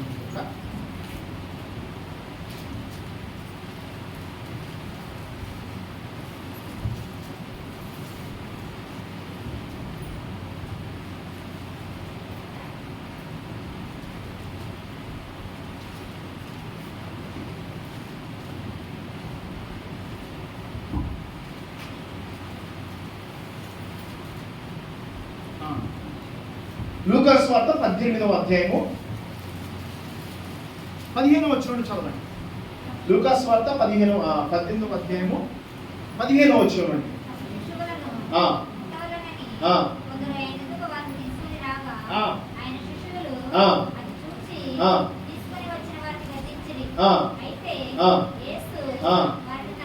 అయితే యేసు వారిని తన యొద్దకు పిలిచి చిన్న బిడ్డలను ఆటంకపరచుట వారిని నా యొద్దకు రానియుడి. దేవుని రాజ్యము ఇలాంటి వారిది, చిన్న బిడ్డ వలె దేవుని రాజ్యము అంగీకరింపని వాడు దానిలో ఎంత మాత్రమును ప్రవేశింపడని మీతో నిశ్చయముగా చెప్పుచున్నాను నేను. దేవుని యొక్క మాటలు కానీ, దేవుని యొక్క రాజ్య సువార్తను కానీ, దేవుని యొక్క రాజ్యమును కానీ ఎలాగ అంగీకరించారంటే చిన్న బిడ్డ వలని ప్రభు అయిన యేసుక్రీస్తు వారు చెప్తున్నారు. చిన్న పిల్లలు ఏమైనా ఎదురు ప్రశ్న వేస్తారా అంటే, ఇప్పుడున్న ఇంత పెద్ద పిల్లలు కాదు, చిన్న పిల్లలు. మనం ఏది పడితే ఏది ఇచ్చినా తీసుకుంటారు. ఎవరు ఎత్తుకున్న వాళ్ళ చేతిలోకి వెళ్ళిపోతారు. ఎవరు నవ్విస్తే వాళ్ళు కిలకలు నవ్వి వాళ్ళు నవ్వుమొహం పెట్టి వాళ్ళ చేతిలో ఒదిగిపోతారు. వాళ్ళలో భయం కానీ, బెరుగు కానీ, లేకపోతే ఇంకేమైనా ఉంటాయా? శిశువులు, నేను చెప్పేటువంటి ఒక 1 year 2 years పిల్లల్లో వాళ్ళల్లో అసలు ఏం జరుగుతుందో వాళ్ళకి తెలియదు. ఎవరి దగ్గరైనా వాళ్ళు మేము సేఫ్గానే ఉన్నామని అనుకుంటారు. ఇక్కడ దేవుని యొక్క వాక్యం ఏం సర్విస్తుందంటే, దేవుని యొక్క రాజ్యమును చిన్న బిడ్డల వలె ఆయన ఎత్తుకుని ముద్దాడి ఇలాంటి వారిదే పరలోక రాజ్యం అన్నారంట యేసయ్య. ఇలాగా దేవుని యొక్క రాజ్యమును అంగీకరించకపోతే మీరు అంత మాత్రమును దేవుని యొక్క రాజ్యములో మీరు ప్రవేశింపరు అనేటువంటి మాట ప్రభు అయినటువంటి యేసుక్రీస్తు వారు మాట్లాడుతున్నారు. ఈ రోజున దేవుని యొక్క మాటను ప్రతి ఆదివారం పలుకుతున్న దేవుని యొక్క వాక్యము, ప్రతి వారము దేవుడు మాట్లాడుతున్న ప్రతి మాటను నువ్వు ఎలాగ తీసుకుంటున్నావు? విశ్వాసంతో తీసుకుంటున్నావా? భయభక్తులతో తీసుకుంటున్నావా? లేకపోతే ఎప్పుడు చూసినా దేవుని మందిరానికి వెళితే దీర్ఘకాలికంగా ఉన్నటువంటి కడుపు నొప్పో, లేకపోతే తలనొప్పో, లేకపోతే షుగరో, బీపీయో అదే కావాలనేటువంటి ఉద్దేశంతో మందిరంలోకి వస్తామా? దైవ సేవకుడి ఈసారన్నా ప్రార్థన చేసి తగ్గిపోవాలి అనే ఉద్దేశంతో మనం వస్తున్నామా? కాదు కాదు కాదు కాదు కాదు. దేవుని సన్నిధికి మనం ఎందుకు రావాలి అంటే ఆయన వాక్యం వినడానికి, ఆయన వాక్కులు, ఆయన ఏం మాట్లాడుతున్నాడో వినడానికి, ఆయన మనతో ఏ ముచ్చటించనై ఉన్నాడో, ఆయన మనం ఏ విధంగా హెచ్చరిస్తున్నాడో, ఆయన ఏ విధంగా మనం సరిదిద్దబోతున్నాడో దాని కొరకు అది నేర్చుకోవడానికి దేవుని సన్నిధికి మనం రావాల్సింది, ఆయన వాక్యాన్ని మనం తీసుకోవడానికి రావాల్సింది దాని కొరకు. ప్రియమైనటువంటి దేవుని బిడ్డరా, అందుకే అపోస్తలుడైన పౌలు గారు దేవుని రాజ్యము అనగా ఇదిగో ఏంటంటే నీతియు సమాధానమును పరిశుద్ధాత్మ యందలి ఆనందం. రెండో మాట ఏంటంటే సమాధానం. ఏంటి సమాధానం? సమాధానం అంటే ఏంటి? ఇప్పుడు ఫర్ ఎగ్జాంపుల్ ఎవరి మధ్యలో గొడవలు అయింది అనుకోండి, కొంచెం చిరాకైంది, మైండ్ అంతా బాగాలేదు, మనసు అంతా కాకా విగ్రహం అయిపోయింది. మనం ఏమంటాం? అలా మనసు బాగాలేదులే, ఏదో మొత్తం ఏదో కూలిపోయినట్టు ఉంది, చిరాకుగా ఉందని అంటావా లేదా? అంటే దేవుడిచ్చినటువంటి శాంతి, దేవుడిచ్చినటువంటి ఆ పీస్, దేవుడిచ్చినటువంటి ఆ యొక్క సమాధానం కోల్పోయినప్పుడు ఏమవుతుందంటే మనకి మనసంతా కాకా వికలం అయిపోతుంది. అయితే ఇప్పుడు జరుగుతున్న మన మధ్య కొట్లాట గురించి నేను మాట్లాడలేదు, కానీ ఏదేను తోటలో ఈ సమాధానం మనిషి కోల్పోయాడు. ఎప్పుడు? ఏదేను తోటలో దేవునికి మానవునికి ఉన్నటువంటి సంబంధము, సమాధానము, మనిషి దేవుని యొక్క మాటను ధిక్కరించడం ద్వారా, దేవుడు తినద్దు అన్నప్పుడు తినడం ద్వారా, దేవునికి విరోధమైనటువంటి ఆలోచన మనిషి చేయడం ద్వారా ఏమైందంటే అక్కడ సమాధానం కోల్పోయాడు. అసలు దేవుడితో ఉన్న సమాధానం ఏంటంటే ప్రతిదినము దేవుడట చల్లని పూట దేవుని స్వరం వాళ్ళతో మాట్లాడేదట. ఎవరితో? ఆదాము అవ్వలతో దేవుడు మాట్లాడుతూ ఉండేవాడు. అలాగే వాడు దినాలు గడుపుతున్నాయి. ఎక్కడ గడుపుతున్నారు అంటే ఏదైనా తోటలో. అన్ని సకల జాతి వృక్ష ఫలాలు అక్కడ దేవుడు పెట్టి ఇవి దీన్ని సేద్యపరచండి, మీరు ఆకలైనప్పుడు మీ ఇష్టమైనటువంటి ఫలాలు మీరు తినడానికి దేవుడు చెప్పి ఏం చేస్తూ వచ్చాడంటే ఇదిగో ఒక తోట మధ్యలో మంచి చెడ్డను తెలివించేటువంటి వృక్షాన్ని దేవుడు ఏం చేస్తున్నాడు, ఆ వృక్ష ఫలాలు మాత్రం మీరు ముట్టుకోవద్దు అన్నాడు దేవుడు. కండిషన్ అంతే. వద్దు అంటే వద్దు. ఎందుకు వద్దు? ఇప్పుడు చిన్నపిల్లలకి నిప్పు ఉంది, ఇక్కడ నిప్పు మండుతుంది, మనం ఏమంటాం? అరే అక్కడ బాగుంటుందా అంటాం మనం. వాడికేమో ఆ మండుతున్న దాన్ని చూసి ఆకర్షణ కలిగి వెళ్తా అనిపిస్తుంది వాడికి, చిన్నపిల్లలకి. ఇప్పుడు అది మంటరా కాలేజీ మనం వాడికి ఎట్లా చెప్పాలి? మనం చెప్పండి, మీరు చెప్పండి. కొంతమంది పోయి రాదే, పోయి పట్టుకుని వాడికి అర్థమైంది పోయి, అవునా కదా? దేవుడు చెప్పాడు వద్దు, తినొద్దు. తినమని మీరు చచ్చిపోతారన్నమాట. అయితే అప్పటి వరకు వాళ్ళు మహిమ శరీరాలతో ఉన్నారు. వాళ్ళ శరీరం మీద వాళ్ళకి సిగ్గు అనేది తెలియదు, వాళ్ళకి దిశమలు అనేది కూడా అసలు ఈ శరీర సంబంధమైన ఆలోచన అసలు వాళ్ళకి లేవు. దేవుడితోనే వాళ్ళ యొక్క సంభాషణ అంతా. అటువంటి పరిస్థితుల మధ్యలో వీడు చేసినటువంటి దేవుడు తిరుగుతున్నటువంటి పండుగ తిన్నందుకు ఏం చేయబడ్డారు అంటే దేవునితో ఉన్న సంబంధము పాపం ఏం చేసిందంటే ఆజ్ఞాతిక్రమమే పాపం అని బైబిల్ చెప్తుంది. ఆ పాపము దేవుని నుండి వీళ్ళని ఏం చేసిందంటే దూరం చేసింది. యథార్థంగా దేవుడు వచ్చాడు, మళ్ళీ పిలుస్తున్నాడు, ఆదామా. పిలిచినప్పుడు అయ్యా నువ్వు పిలిచినప్పుడు నేను దిగంబరిగా ఉన్నాను, అందుకే నీ ఎదురుకు నేను రాలేను. నువ్వు దిగంబరిగా ఎవరు చెప్పాడు నీకు? నేను తినొద్దామా, పండు తిన్నావా? అది చోట అక్కడి నుంచి స్టార్ట్ అయింది. ఎక్కడి నుంచి? ఏదైనా తోటలో ఇదిగో నువ్వు ఇచ్చిన చూసినా ఏదైనా తినమంది. చూసారా? అయ్యా తప్పైందయ్యా, తిన్నానయ్యా వస్తే తప్పే ఉంది. దేవుడు ఏం చేసేవాడు? ఆయన ప్రణాళిక ఏమయ్యేదో, నన్ను క్షమించయ్యా, నా తండ్రి నన్ను క్షమించు, నేను తప్పు చేశానయ్యా అని ఆ పశ్చాత్తాపంతో వస్తే చరిత్ర ఏ విధంగా ఉండేదో మనకు తెలియదు. కానీ ఇదిగో నువ్వు ఇచ్చిన చూసినావా, ఎవడేమంటా నిన్ను అన్నట్టుంది అక్కడ. నువ్వు ఇచ్చిన చూసావా సాటి అని సహకారం చెప్పి అది ఆవాలని అమ్మ నువ్వేది తిన్నావంటే ఇదిగో ఆ సాతాను నన్ను, ఆ యొక్క దుష్టుడు సాతాను నన్ను ప్రేరేపించింది, మోసగించాడు, నన్ను మోసపరిచాడు. కాబట్టి ప్రియమైనటువంటి దేవుని బిడ్డలు అలాగా ఒకళ్ళ మీద ఒకళ్ళు నేరం మోపుకునే పరిస్థితి వచ్చింది, ఒకళ్ళ మీద ఒకళ్ళు తోసుకునే పరిస్థితి వచ్చింది తప్ప నేను చేశానయ్యా నన్ను క్షమించు అన్న మనసు మనుషుల నుండి వెళ్ళిపోయింది. అక్కడ దేవుడితో ఉన్న సమాధానం, దేవుడితో ఉన్నటువంటి సంబంధం కోల్పోతే అక్కడ చూడండి, పాపము చేయనంత వరకు వాడు రాజులు కింగ్స్ లాగా బతికాడు. ఏదైనా తోట అంతా వాడదే, తినాల్సిన పండు వాళ్ళు తినొచ్చు, తిరగాల్సిన చోటుకు వాళ్ళు తిరగవచ్చు. అప్పటి వరకు మంచి క్రూర మృగాలతో కూడా ఆడుతున్నారు, అన్ని జంతువుల చుట్టూ తిరుగుతానే ఉన్నాయి, ఏది హాని చేయట్లా. అక్కడ వచ్చింది శాపం. అక్కడ దేవుడు ఏదేను తోటలో నుండి సమాధానకరమైన పరిస్థితి నుండి, ఆనందకరమైన పరిస్థితి నుండి, సంతోషభరితమైనటువంటి వాతావరణం నుండి తప్పించబడి బయటికి వెళ్ళిపోయారు. అప్పుడు దేవుడు పెట్టినటువంటి శాపం ఏంటంటే, దేవుడు పలికిన మాట ఏంటంటే, నీవు నిలువెల్లా ప్రతిదినము నీ చెమట వచ్చి నీ కష్టార్జితంతో నువ్వు ఆహారం సంపాదించుకొని నువ్వు తినాలి. భూమి నువ్వు నువ్వు కష్టపడి భూమిని దున్నుతున్నావు, కానీ అది నీకు ఫలముల కంటే కూడా ముఖ్యంగా ఏమేస్తుంది అంటే గచ్చ పొదలు మొలిపిస్తుంది. ఇప్పుడు మనం ఏం చేస్తాం, వరి పొలాన్ని దున్ని ఏం చేసి వస్తున్నాం చెప్పండి, వరి నారు నాటి వస్తున్నాం. మరి మధ్యలో తర్వాత కలుపు ఎక్కడ వచ్చింది? ఎవరు నాటారండి కలుపు? మనం కలుపు గింజలు వేసావా? వెయ్యకుండానే అది పెరిగింది. ఎందుకంటే దేవుడు శపించిన మాటలు బట్టి మనము కష్టపడాలి అని దేవుడు పెట్టినటువంటి ఆ శాపంలో భాగంగా భూమి ఏం చేస్తా ఉందంటే ఇది ఆ యొక్క గచ్చ పొదల్ని కలుపులు పెంచేటువంటి పరిస్థితి అక్కడి నుంచి ఏర్పడింది. ఇప్పుడు అవన్నీ శుభ్రం చేసుకోవడానికి రోజుకు 100 కూలి, అవునా కదా? భయంకరమైనటువంటి కెమికల్స్ వాడి వాటిని చంపాల్సి వస్తుంది మనం.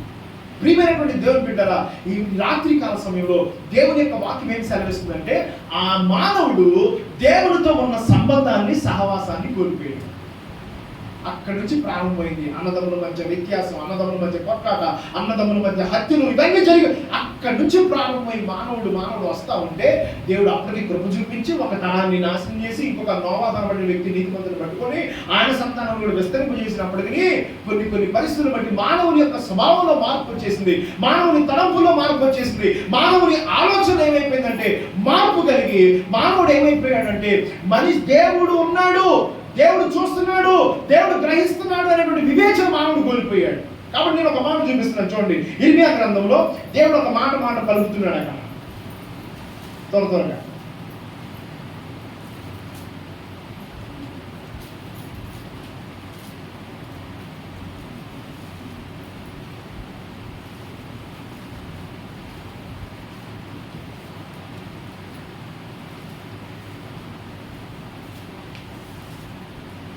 ఇర్మియా గ్రంథము 15వ అధ్యాయం 16వ వచనం చదవండి.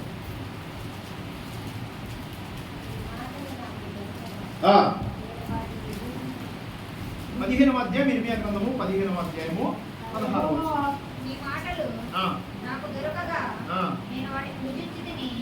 సైన్యములకు అధిపతి యెహోవా దేవా, నీ పేరు నాకు పెట్టబడిన గనుక నీ మాటలు నాకు సంతోషమును నా హృదయమునకు ఆనందమును కలుగజేయుచున్నవి. అదేవిధంగా 19వ వచనంలో చదవండి. కాబట్టి యెహోవా ఇలాగ సెలవిచ్చును, నీవు నా తట్టు తిరిగిన యెడల నీవు నా సన్నిధిని నిలిచినట్లు నేను నిన్ను తిరిగి రప్పింతును. ఏవి నీచములో ఏవి ఘనములో నీవు గుర్తుపట్టిన యెడల నీవు నా నోటి వలె ఉందువు. వారు నీ తట్టునకు తిరగవలను కానీ నీవు వారి తట్టునకు తిరగకూడదు. ఇది ప్రవక్త అయినటువంటి ఇర్మియాకి దేవుడు ఇచ్చినటువంటి హెచ్చరిక. ఎందుకు ఈ మాట నేను చదివించానంటే అక్కడ ఒక మాట ఉంది, ఏవి నీచములో ఏవి ఘనములో నువ్వు గుర్తుపట్టి అవి నువ్వు వాళ్ళకి చెప్పాలి, కానీ నువ్వు వాళ్ళలాగా నువ్వు మారవద్దు అని దేవుడు అక్కడ ప్రవక్తని హెచ్చరిస్తూ వచ్చాడు. ప్రియమైనటువంటి దేవుని బిడ్డలారా, ఈ రాత్రికాల సమయంలో పరిశుద్ధాత్మ దేవుడు మనకు నేర్పిస్తున్నటువంటి పాఠం ఏంటంటే మానవుడు తన సొంత ఇష్టాన్ని బట్టి, తన సొంత మార్గాన్ని బట్టి, తన సొంత ప్రవర్తనను బట్టి ఏమైపోయాడు అంటే చివరిగా దేవుడికి దూరం అవుతూనే వచ్చాడు. మధ్యలో కృప చూపించిన దేవుడు, కనికరించిన దేవుడు వాళ్ళ నష్టపోతున్న విధానాన్ని బట్టి, వాళ్ళు పడిపోతున్న విధానాన్ని బట్టి దేవుడు కృప చూపించి ఆయనే కొన్ని ప్రత్యేకమైనటువంటి మార్గాలు ఏర్పాటు చేసినప్పటికీ, హెచ్చరించినప్పటికీ, శత్రువుల చేతిలో వాళ్ళని విడిపిస్తున్నప్పటికీ, వాళ్ళని బాధించిన వారి చేతిలో నుండి విడిపించినప్పటికీ, విడిపించబడినప్పుడు దేవా నీకు వందనాలు స్తోత్రం అంటున్నారు, మళ్ళీ తెల్లారి మర్చిపోతున్నారు దేవుని కార్యాలు, దేవుని యొక్క ఉపకారాన్ని.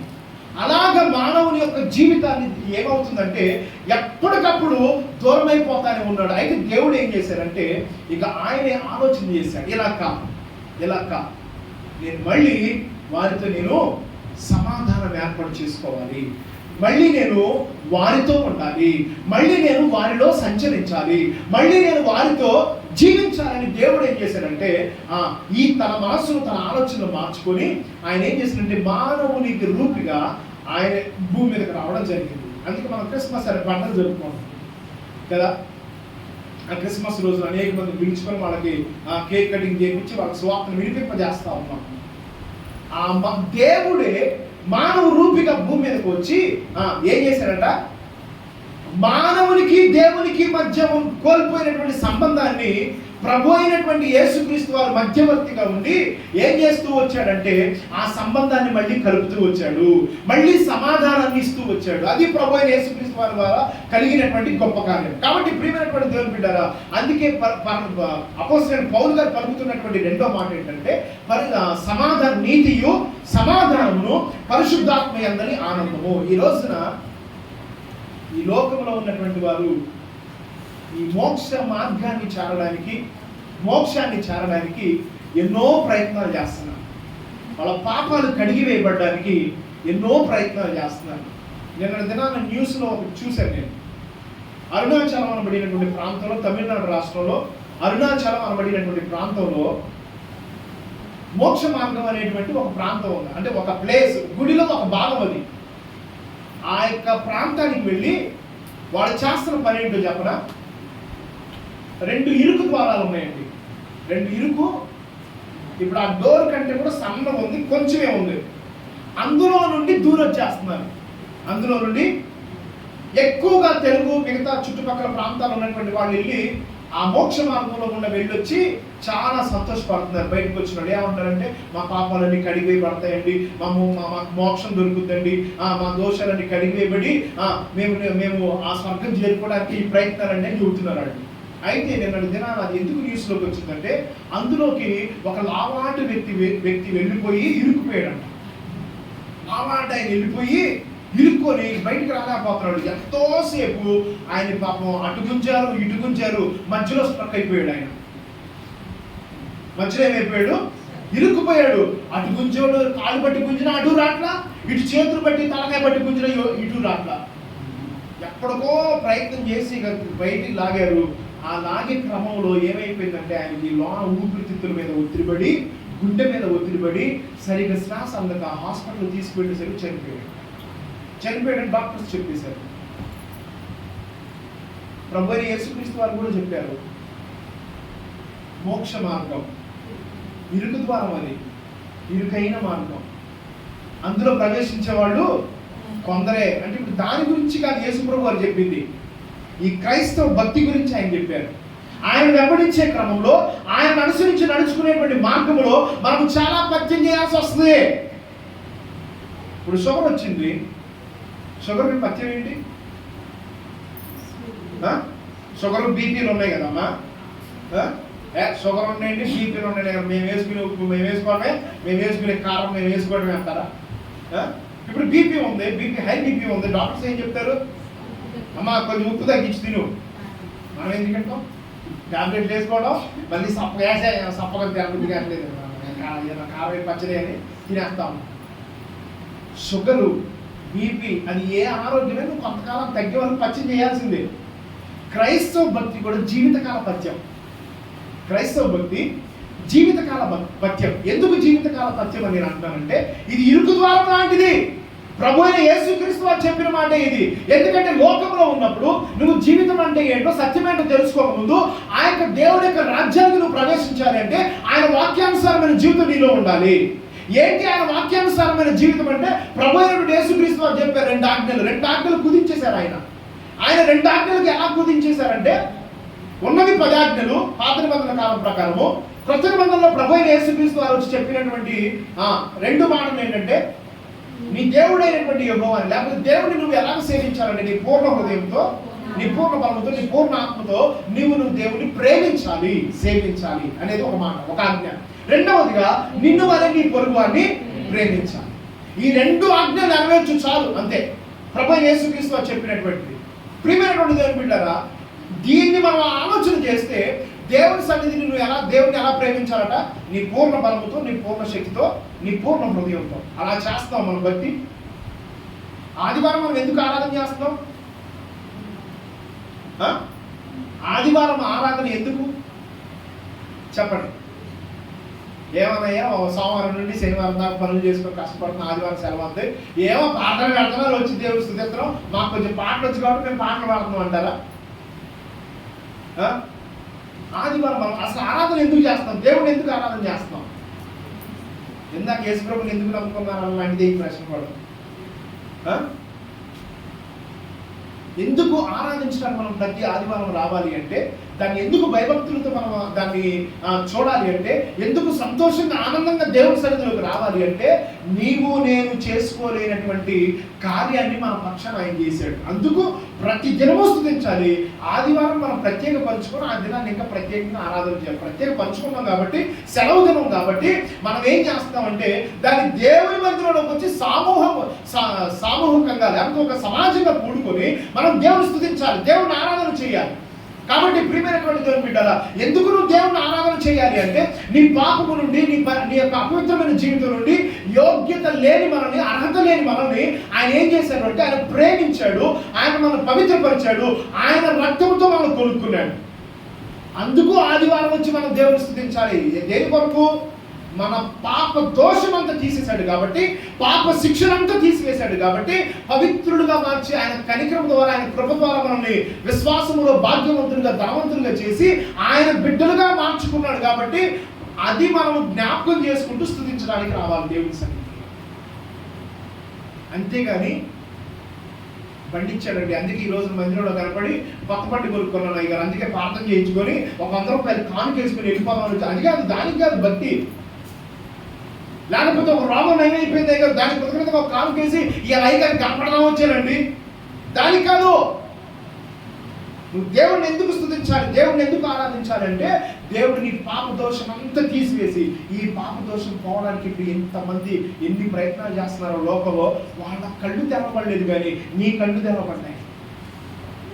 వాళ్ళకి యేసుప్రభు నమ్ముకోండి, యేసుప్రభు దేవుడు దేవుడు అని చెప్తే వాళ్ళకి ఎన్నో రీజన్లు మనం చెప్పాలి, ఎన్నో ప్రూఫ్లు చూపించాలి.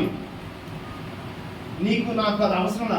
అయ్యా బిడ్డ, యేసుప్రభు నమ్ముకున్నామా, దేవుడు సహాయం చేస్తాడు, మేము రక్షిస్తాడు, పాపం నుంచి విడిపించాడు అనగానే మనం నమ్ముకున్నాం, విశ్వసించాం, ఆయన సన్నిధిలో నిలబడ్డాం. మనం పాడుతూ ఉంటే కృప, మనం పాడుతూ ఉంటే పరిశుద్ధాత్మ అభిషేకం, మనం ఆరాధన చేస్తూ ఉంటే పరిశుద్ధాత్మ అభిషేకం, చదువు లేకపోయినా ఇక్కడ నిలబడి మాట్లాడుతూ ఉంటే పరిశుద్ధాత్మ దేవుని యొక్క మాటలు. ఒకానొకప్పుడు భయంకరమైన బ్రతుకు, ఆ బ్రతుకులో నుండి దేవుడు మనం విడిపించాడు, ఒక చక్కటి బ్రతుకులు బ్రతికేటువంటి కృపను దేవుడు మనకి ఇచ్చాడు. ప్రియమైనటువంటి దేవుని బిడ్డల, దేవుని యొక్క సంగమా, సమాజంలో ఒక గౌరవమైనటువంటి బ్రతికేటువంటి బ్రతుకుని జీవిత విధానాన్ని దేవుడు తన సువార్థికుల్ని లేకపోతే మిషనరీస్ని పంపించి మనకు విద్య, వైద్యము, లేకపోతే ఈ పరిశుద్ధ జ్ఞానాన్ని దేవుడు వారి ద్వారా, దైవ సేవకుల ద్వారా దేవుడు మనకు నేర్పిస్తూ వచ్చాడు. ఆ నేర్పించడాన్ని బట్టి మనం ఈ రోజు ఈ స్థితిలో ఉన్నాం. లేకపోతే ఎవడు గుర్తించాలండి నిన్ను నన్ను? ఎవడు ప్రేమించాడు? ఈ లోకం ఏమైనా ప్రేమించిందా? ఓ ఆ ఊరోకరు బతకండి, నీది అది ప్లేస్, అవునా కదా? ప్రియమైనటువంటి దేవుని బిడ్డల, దేవుని యొక్క సంగమా, ఈ రాత్రి కాల సమయంలో పరిశుద్ధాత్మ దేవుడు నేర్పిస్తున్నటువంటి పాఠం ఏంటంటే, ఇదిగో ఆయన యొక్క దేవుని యొక్క రాజ్యం అనగా నీతి, ఆయన మాట యందు విశ్వాసం ఉంచు, ఆయన వాగ్దానం యందు నమ్మిక ఉంచు, ఆయన మాట కొరకు జీవించు, ఆయన మాట కొరకు బ్రతుకు. రెండవదిగా సమాధానం. ఏ సమాధానం? దేవునికి మానవునికి మధ్య కోల్పోయినటువంటి సమాధానాన్ని ప్రభు అయిన యేసుక్రీస్తు వారి ద్వారా దేవుడు మళ్ళీ ఏం చేశారంటే తిరిగి పునరుద్ధరించాడు. ఈ రోజున మంచి స్నేహితులు ఇద్దరు ఉన్నారు, సంఘంలోనే ఉన్నారనుకుందాం. మొన్న మీ మధ్య ఒక రోజున ఏదో చిన్న విషయం దగ్గర పెద్ద గొడవ అయిపోయింది. మాటలు లేవు, చూపులు లేవు, ఇచ్చిపుచ్చుకోవటాలు లేవు. ఎలా ఉంటుంది మీ మనసు? ఎలా ఉంటుంది? ఎదురు పడితే మేము పలకరించే పరిస్థితి లేదా? ఏదైనా అవసరమైతే అడుగుదామని లేదా? చూసేవాళ్ళు అందరేమో మొన్నదా బాగానే ఉన్నారు కదా, ఇప్పుడు ఏమైంది మీకు అని అందరూ సీటు పడి మాటలు పొద్దున్నే అయ్యే మాట్లాడా. ఇప్పుడు వాళ్ళిద్దరిని ఒక వ్యక్తి గమనించి వీళ్ళిద్దరు సమాధానం పడదాం అనుకున్నారని చెప్పేసి వచ్చి ఏం చేసింది? సమాధాన పరుద్దామని వచ్చి సమాధాన పరిచింది. ఈ సమాధాన పరిచే వ్యక్తికి తెలుసు నిందలు ఉంటాయి, అవమానాలు ఉంటాయి, ఎదురు తిరిగి మాట్లాడే పరిస్థితులు ఉంటాయి, కల్పించుకుంటే ఏదన్నా లేనిపోయి అని తెలుసు. అయినప్పటికీ వచ్చి వీళ్ళిద్దరినీ సమాధాన పరిచింది. అప్పుడు వాళ్ళ మనసు ఎలా ఉంటుంది? కోల్పోయిన ప్రశాంతత, కోల్పోయిన నెమ్మది మళ్ళీ తిరిగి పొందుకుంటారా లేదా? ఏమన్నా మేము మళ్ళీ కలుసుకున్నాం, ఇట్నే ఉందాం, మళ్ళీ మన ఇద్దరు మనం గొడవ పెట్టుకోవద్దు అనుకుంటారా లేదా? మన ఇద్దరు కలిసామంటే ఆ అక్కేనే, ఆ అన్నయ్యనే అని చెప్పుకుంటారా లేదా? ఈ రోజున దేవునికి మానవునికి మధ్య సమాధానాన్ని తిరిగి పునరుద్ధరించింది ఎవరు అంటే యేసుక్రీస్తు ప్రభువు. అందుకే ఈ రోజున ఆయన సన్నిధికి వచ్చి అబ్బా తండ్రి అని మొరపెట్టుకుని ప్రభు దేవుడు మనకి ఇచ్చాడు, నాయనా అని పిలుచుకునేటువంటి భాగ్యాన్ని మనకి. అందుకే ప్రభు అయిన యేసుక్రీస్తు వారి ద్వారా ఆయన పిల్లలైనటువంటి అధికారాన్ని దేవుడు మనకి ఇచ్చాడు. లేకపోతే అసలు మనకి లేదు. అసలు ఈ కృప మనకు కాదు, ఇశ్రాయేలు ప్రజలకు మాత్రమే. కానీ వాడు అవిధేయులై దేవుని మనం ధిక్కరించడం ద్వారా దేవుడు వాళ్ళని అవిధేయత స్థితిలో బంధించి మన వైపు అన్యజనులైనటువంటి మిగతా ప్రజానికి మొత్తం అన్యజనులే వాళ్ళందరికీ ఆయన రాజ్య స్వార్థ ప్రకటించబడుతూ ఈ రోజున ఈ దినం మన దగ్గర కూడా వచ్చింది. మనం అంగీకరించి సంఘ సభ్యులమయ్యాం, ఆయన బిడ్డలుగా మార్చబడ్డాం. కాబట్టి మూడవ పాయింట్ ఏంటంటే పరిశుద్ధాత్మ అందరి ఆనందము. ఇప్పుడున్న కాలం ఏంటంటే కృపాకాలంతో పాటు ప్రభు అయినటువంటి యేసుక్రీస్తు వారు ఆయన చనిపోయి తిరిగి లేచి వెళ్ళిపోతున్నప్పుడు శిష్యులు ఎదురు చూస్తున్నారు. మన పిల్లలు హాస్టల్లో ఉన్నారండి. ఎంతమంది పిల్లలు హాస్టల్లో ఉన్నారు చెప్పండి? ఎంతమంది ఉన్నారు? ఓకేనా? మీ పిల్లలందరూ హాస్టల్లో ఉన్నారు. ఎప్పుడు పోతారు మీరు వాళ్ళ దగ్గరికి? సెకండ్ సండే పోతారు. ఎట్ట పోతారు? ఒడిసేందుకు పోతారా? వద్దన్నా కానీ చికెన్ ఫ్రై చేసుకొని, కొంచెం చికెన్ కూర చేసుకొని, పప్పలు తీసుకొని, ఆ ప్యాకెట్లు తీసుకొని, ఈ ప్యాకెట్లు తీసుకొని అవన్నీ గుర్తు చేసుకుంటామండి. నూనె డబ్బా అయిపోయింది, లేకపోతే అది అయిపోయింది, అయిపోయినాయి, ఈ పోయినాయి, అవన్నీ చేసుకొని అన్నీ పట్టుకొని పోతాం. ఎంత తీసుకుపోయినా ఇక అయిపోయింది. సాయంత్రం 4 గంటలు మనం ఇంటికి వెళ్ళారు, వాళ్ళు లోపలికి వెళ్ళిపోవాలి. వాళ్ళు గట్టే చూసుకుంటామా బాయ్ ఏది హాస్టల్ టెస్ట్ లేని వాళ్ళు మిగతా వాళ్ళు అమ్మా ఓకేలేవే బాయ్ నాన్న జాగ్రత్త అమ్మ మంచి చూసుకోవని చెప్పి పంపిస్తారు. వాళ్ళు వెళ్ళిపోతారు వాళ్ళు నిమిషాల్లో. ఈ అసలు కొత్త బ్యాచ్ ఉంటుంది, ఇలా కాస్త ఇష్టం ఉంటుంది, హాస్టల్లో ఉంటుంది. అవా మళ్ళీ ఎప్పుడు అసలే అవా ఇలా తెలుసు మళ్ళీ సెకండ్ సాటర్డే వద్దని తెలుసుగా. వీడికి ఎంత అప్పుడు అమ్మ తల్లిదండ్రులు కూడా ఏమంటారు, మళ్ళీ వస్తాం కదనే మధ్య మధ్యలో అవసరమైతే ఫోన్ చేస్తాం లేకపోతే అని ఎన్నో మాటలు చెప్తారు. అట్లనే యేసు ప్రభువు ఆరోహణమై ఆకాశానికి వెళ్ళిపోతారు. ఎందుకంటే అప్పుడు ఆ యేసు ప్రభువు మంచిగా తిన్నారు. యేసు ప్రభువు 2 చోటుకి వెళ్ళి చేయడం కూడా మంచిగా భోజనం పెట్టారు, మంచిగా ఈయన కూడా అన్ని బాగున్నాయి. ఈ యేసు ప్రభువు వెళ్ళిపోతారంటే ఈయన భయం వేసింది. యేసు ప్రభువు ఒక మాట చెప్పారు, నేను ఎలాగో ఆకాశానికి ఎక్కి వెళ్ళిపోతున్నానో మళ్ళీ అదే విధంగా నేను వస్తాను. అయితే మీరు ఒకటి చేయండి, నా కొరకు మీరు సాక్షులుగా బ్రతకండి. సాక్షులుగా మీరు బ్రతకాలి అంటే నేను వెళితే కానీ ఇంకొక వ్యక్తి రాడు. ఆయన రావాలి భూమి మీదకి. ఎవరు అంటే ఆదరణకర్తను నేను పంపిస్తా, పరిశుద్ధాత్ముడిని నేను పంపిస్తా. నేను వెళితే కానీ ఆయన రాడు. అర్థమైందా? నేను వెళ్ళాలి, ఆయన్ని పంపించాలి అని ఆ మాట చెప్పి మీరు కనిపెట్టండి. ఆ మాట చెప్పి యేసు ప్రభువు వెళ్ళిపోతా ఉన్నారు. ఇక వీళ్ళందరూ 120 మంది పోగారు. ఏం చేయాలి ఇప్పుడు? ఎట్లా మనకులాగా ఉపవాస ప్రార్థన పెట్టుకుందాం అనుకున్నారు వాళ్ళు కూడా. సరే అప్పట్లో వాళ్ళు ఉపవాస ప్రార్థన చేయలేదు, కానీ నువ్వు వెళ్ళి పంపిస్తానన్నావు కదా, పంపియ్యా. ఏడయ్య పరిశుద్ధాత్ముడు ఆదరణకర్త. మాకు ఎవరు దిక్కు? ఇప్పుడు ఎవరు దిక్కు? నువ్వు ఉన్నంత కాలం, మనిషి రూపుగా ఉన్నంత కాలం మేము ధైర్యం ఉన్నావు. బా నీతో పాటు సముద్రం మీద వెళ్తా ఉంటే సముద్రం అల్ల కొల్లలమై లేచి నిలబడితే నెమ్మలమవును కాక నువ్వు ప్రకటిస్తే సముద్రం కూడా నెమ్మలమైందయ్యా. మాకు ధైర్యం ఉంది. ఇప్పుడు ఎవరయ్యా? తండ్రి యేసయ్యా అని రోజు కనిపెడుతున్నారంట. పెంతెకొస్తు పండుగ దినాన 120 మంది కలిసి వాళ్ళు ఎదురు చూస్తున్నటువంటి క్రమంలో పెంతెకొస్తు పండుగ దినాన పరిశుద్ధాత్ముడు దిగొచ్చాడు. ఈ పరిశుద్ధాత్ముడు దిగొచ్చినప్పుడు అప్పుడు వాళ్ళలో కనపడ్డ లక్షణాలు, వాళ్ళలో కనపడ్డటువంటి సూచనలు ఏంటంటే వారి భాషల్లో వాళ్ళకి తెలియదు. వాళ్ళకి అసలు భాషలో కొంతమంది ఏమో పరలోక సంబంధమైన భాషలు మాట్లాడుతున్నారు, కొంతమంది ఏమో గ్రీకు భాష మాట్లాడుతున్నారు, కొంతమంది వేరే ఈ భూలోక సంబంధమైన భాషలు మాట్లాడుతూ దేవుని స్తుతిస్తున్నారట. స్తుతిస్తా ఉంటే ఇప్పుడు మనం ఇక్కడ ఫర్ ఎగ్జాంపుల్ వీకి కేకలు జరుగుతున్నాయి అనుకోండి. ఇక్కడ వాళ్ళ ఉంది. నిద్రపోయారు లేచి వస్తారా రారా వచ్చి ఇట్లా కిటికీలు కూడా చూస్తున్నారంట. ఆ కిటికీలు కూడా చూసే వాళ్ళలో కొంతమంది వేరే ప్రాంత ప్రజలు ఉండి మా గ్రీక్ భాష మాట్లాడుతున్నాడు, మా అరబిక్ మాట్లాడుతున్నాడు, మా యొక్క ఉర్దూ భాష మాట్లాడుతున్నాడు అని చెప్పి గుర్తుపట్టి వాళ్ళు దేవుణ్ణి స్తుతిస్తుంటే వాళ్ళు విన్నారట. అప్పుడు అక్కడి నుంచి ఈ 12 మంది శిష్యులు బయటికి వెళ్తే వాళ్ళు వెళ్ళి అధికారంతో దేవుని వాక్యాన్ని బోధిస్తూ ఉంటే ఆ వాక్యానికి పట్టబడి 2000 మంది, 3000 మంది, 5000 మంది అట్లా సంఘం విస్తరించిపోయింది. పరిశుద్ధాత్మ శక్తి చేత నింపబడి వాళ్ళు ఇలా చేయబెడితే అపవిత్రాత్మలు వెళ్ళిపోతా ఉన్నాయంట, రోగాలు వెళ్ళిపోతున్నాయంట. ఓకే అయ్యా, ఇప్పుడు కొంతమంది ఏం చేస్తున్నారంటే ఈ అయ్యగారు వచ్చిన ఆమె చేయబెట్టినట్టు లేడు, కానీ అయ్యగారు వస్త్రం చెంగు పట్టుకుందాం, అయ్యగారు వస్త్రం పట్టుకుంటూ స్వస్థ పొందుకుంటున్నారంట. ఇటువంటి గొప్ప కార్యాలు పరిశుద్ధాత్మ దేవుడు ఏం చేస్తూ వచ్చాడంటే ఆ ప్రథమ దినాల్లో, ఆ యొక్క తొలకరి దినాల్లో దేవుడు చేశాడు. అవి తొలకరి దినాలు, తొలకరి వర్షాన్ని కురిపించాడు. పరిశుద్ధాత్మ శక్తిని ప్రపంచాడు దేవుడు. ఈ రోజున ప్రియమైనటువంటి దేవుని బిడ్డారా, చాలా వరకు పరిశుద్ధాత్మ దేవుని యొక్క ప్రభావాన్ని చాలా మంది అనుభవించారు. కానీ ప్రస్తుత పరిస్థితుల్లో మనిషి ఎలా అయిపోయాడంటే డబ్బు ఎక్కువైపోయింది, జ్ఞానం ఎక్కువైపోయింది, ప్రతిదానికి ఏది చెప్పినా ప్రశ్నించే తత్వం ఎక్కువైపోయింది, నువ్వెంత నేనెంత అని చూసుకునే పరిస్థితులు ఎక్కువైపోవడం వల్ల తాత్కాలికంగా మనిషి యొక్క జీవితం ఏమైపోయిందంటే అసలు బొత్తిగా దేవుడు అంటే భయం లేదు. అర్థమైందా? బొత్తిగా దేవుడు అంటే భయం లేదు.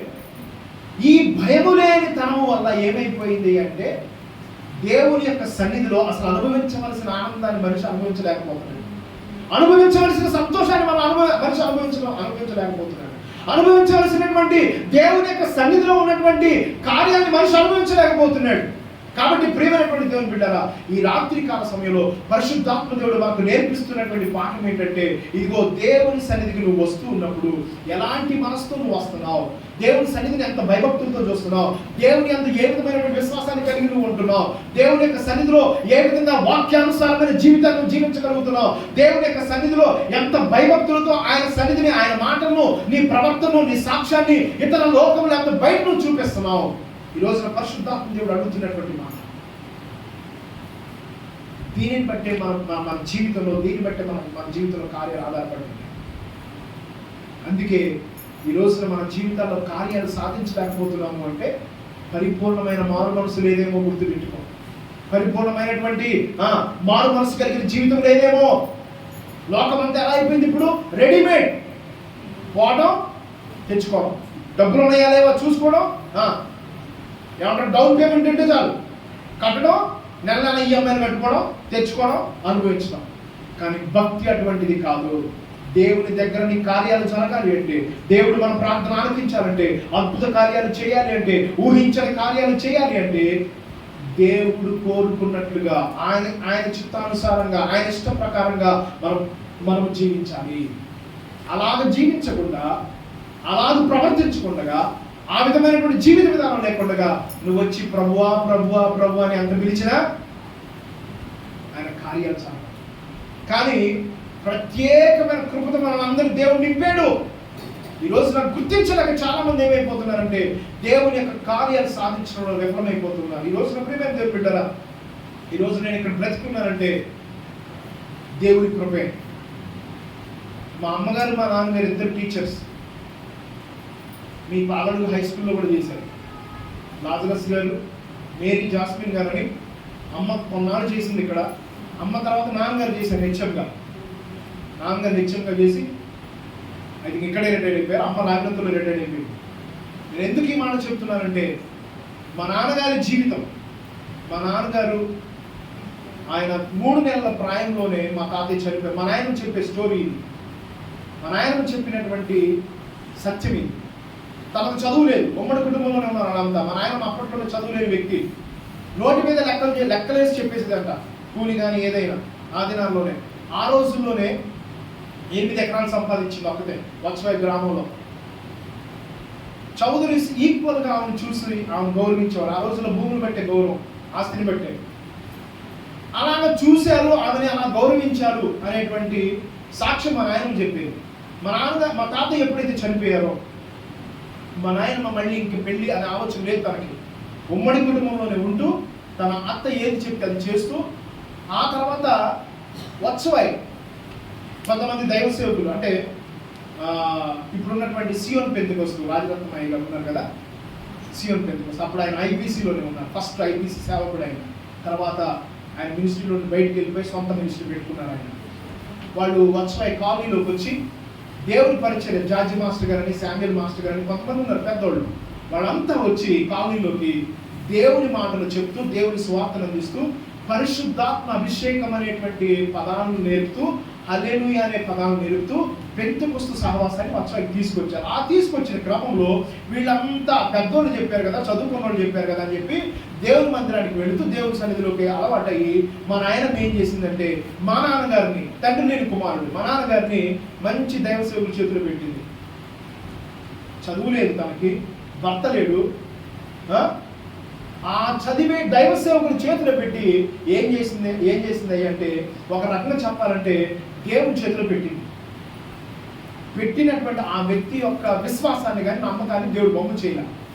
మా నాన్నగారితో పాటు సమకాలీనటువంటి యవనస్తులు ఉంటారు కదా, వాళ్ళందరూ ఆ రోజుల్లోనే మంచి డిగ్రీలు చదివారు. అందరూ డిగ్రీలు, హైయర్ మాస్టర్ డిగ్రీలు కూడా చదివారు.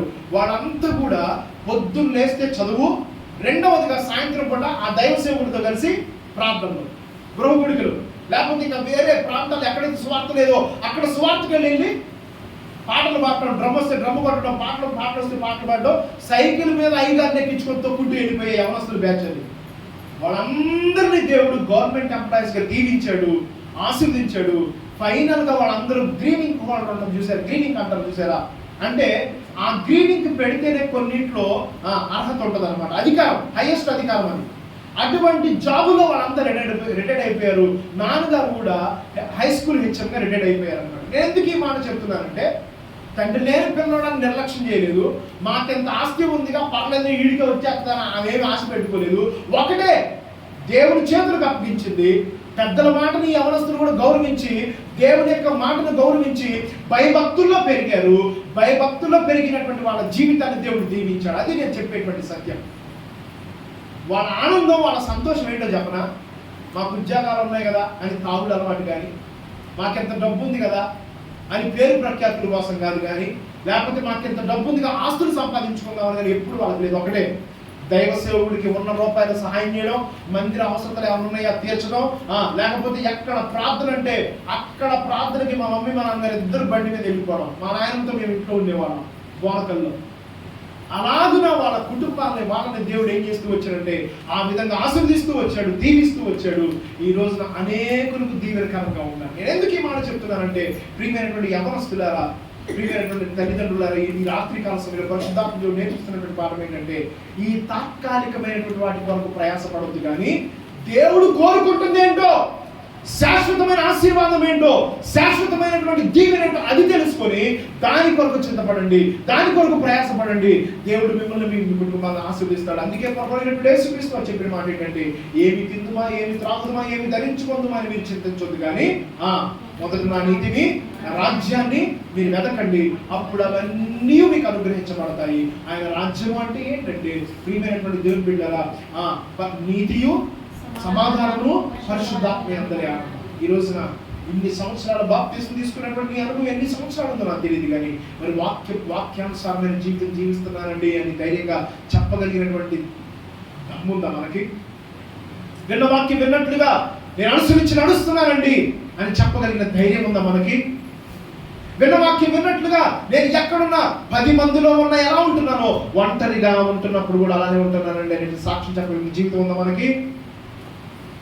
ఈ రోజున మనం ఎవరు చూసినా చూడకపోయినా పరిశుద్ధాత్మ దేవుడు మనతో ఉంటున్నాడు. ఆయన వాగ్దానం చేశాడు పాత నిబంధన కాలంలోనే, ఏమని, నేను వారితో ఉంటా, వారిలో ఉంటా, వారి మధ్యలో ఉంటా. ఈ రోజున పరిశుద్ధాత్మ దేవుడు మన మధ్యలో ఉన్నాడు.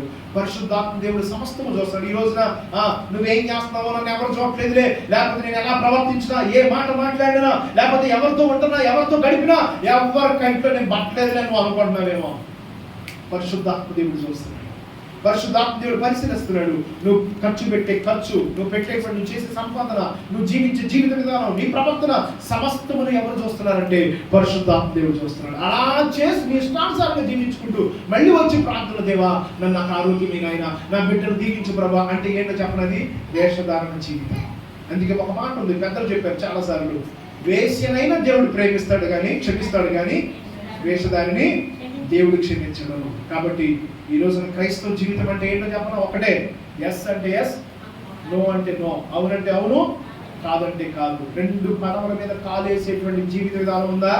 ఈరోజు సరి చేసుకోండి, ఈరోజు సరిదిద్దుకోండి. లేకపోతే మనం చేసే భక్తికి విలువ ఉండదు, మనం చేసే భక్తికి అర్థం ఉండదు. ఎప్పుడైతే నువ్వు నిక్కచ్చమైనటువంటి భక్తి, ఖచ్చితమైనటువంటి భక్తి విధానంలో ఉంటావో, ఖచ్చితమైనటువంటి వాక్యానుసారమైన జీవితం నీకు ఉంటుందో, ఖచ్చితంగా దేవుని ప్రేమించడం, దైవ సేవకుని గౌరవించడం, దైవ సేవకుని మాటలో పడడం, దేవుని సన్నిధిని ప్రేమించడం, ఇదే జీవిత విధానంలో నువ్వు ఏర్పాటు చేసుకున్నావా, నువ్వు ఊహించిన దీవెనలు నీ జీవితంలో చూస్తావు, నువ్వు ఊహించినటువంటి ఆశీర్వాదాలు నీ దీవెనలో చూస్తావు, నువ్వు ఊహించని కార్యాలు దేవుడు నీ జీవితంలో చేస్తాడు. అట్టి కృప దేవుడు అందరికీ అనుగ్రహించి నడిపించిన గాక.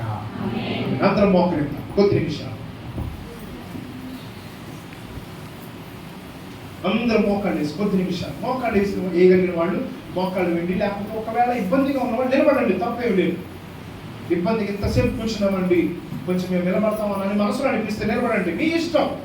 కానీ మనందరం మన ఏకాగ్రత, మన మనస్సు కేంద్రీకరణ దేవుడి మాటలు మీద ఉంచుతాం.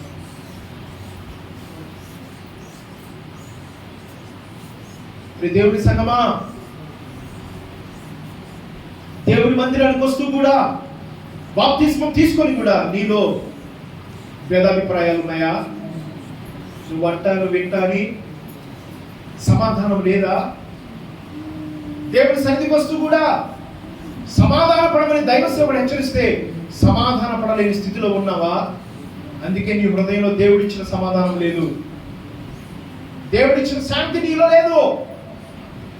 పరిశుద్ధాత్మీయందలి ఆనందం అంటే ఏంటో తెలుసా? మన ఈగోను చంపుకొని, మన సొంత ఆలోచనలు చంపుకొని, మన సొంత నిర్ణయాలు చంపుకొని, దేవుడు ఏది చేయమంటున్నాడో, దేవుని యొక్క వాక్యం ఏమి చేయమని మనకు బోధిస్తుందో అది చేయడమే. అదే నీకు దీవెన, అదే నీకు ఆశీర్వాదం, అదే నీకు నెమ్మది, అదే నీకు ఆరోగ్యం కూడా, అదే నీకు దీర్ఘాయువు కూడా. మనందరం మోకాళ్ళ మీద ఉండి కొద్ది నిమిషాలు, దేవా మీరు నాతో మాట్లాడారయ్యా, అవునయ్యా ఇప్పటి వరకు మీ సన్నిధిలో ఏదో తాత్కాలికమైనటువంటి సంతోషాల కొరకు, తాత్కాలికమైనటువంటి ఆనందం కొరకు నీ సన్నిధికి పరిగెత్తుకొని వచ్చారయ్యా. కాదు నైనా, నీ స్వార్థలో నేను కూడా నీ దాసులతో పాటు సహకారిగా ఉండాలి అయ్యా. నీ పనిలో నేను కూడా సహకారిగా, నా కుటుంబం ఉండాలి ప్రభు అని అడగండి.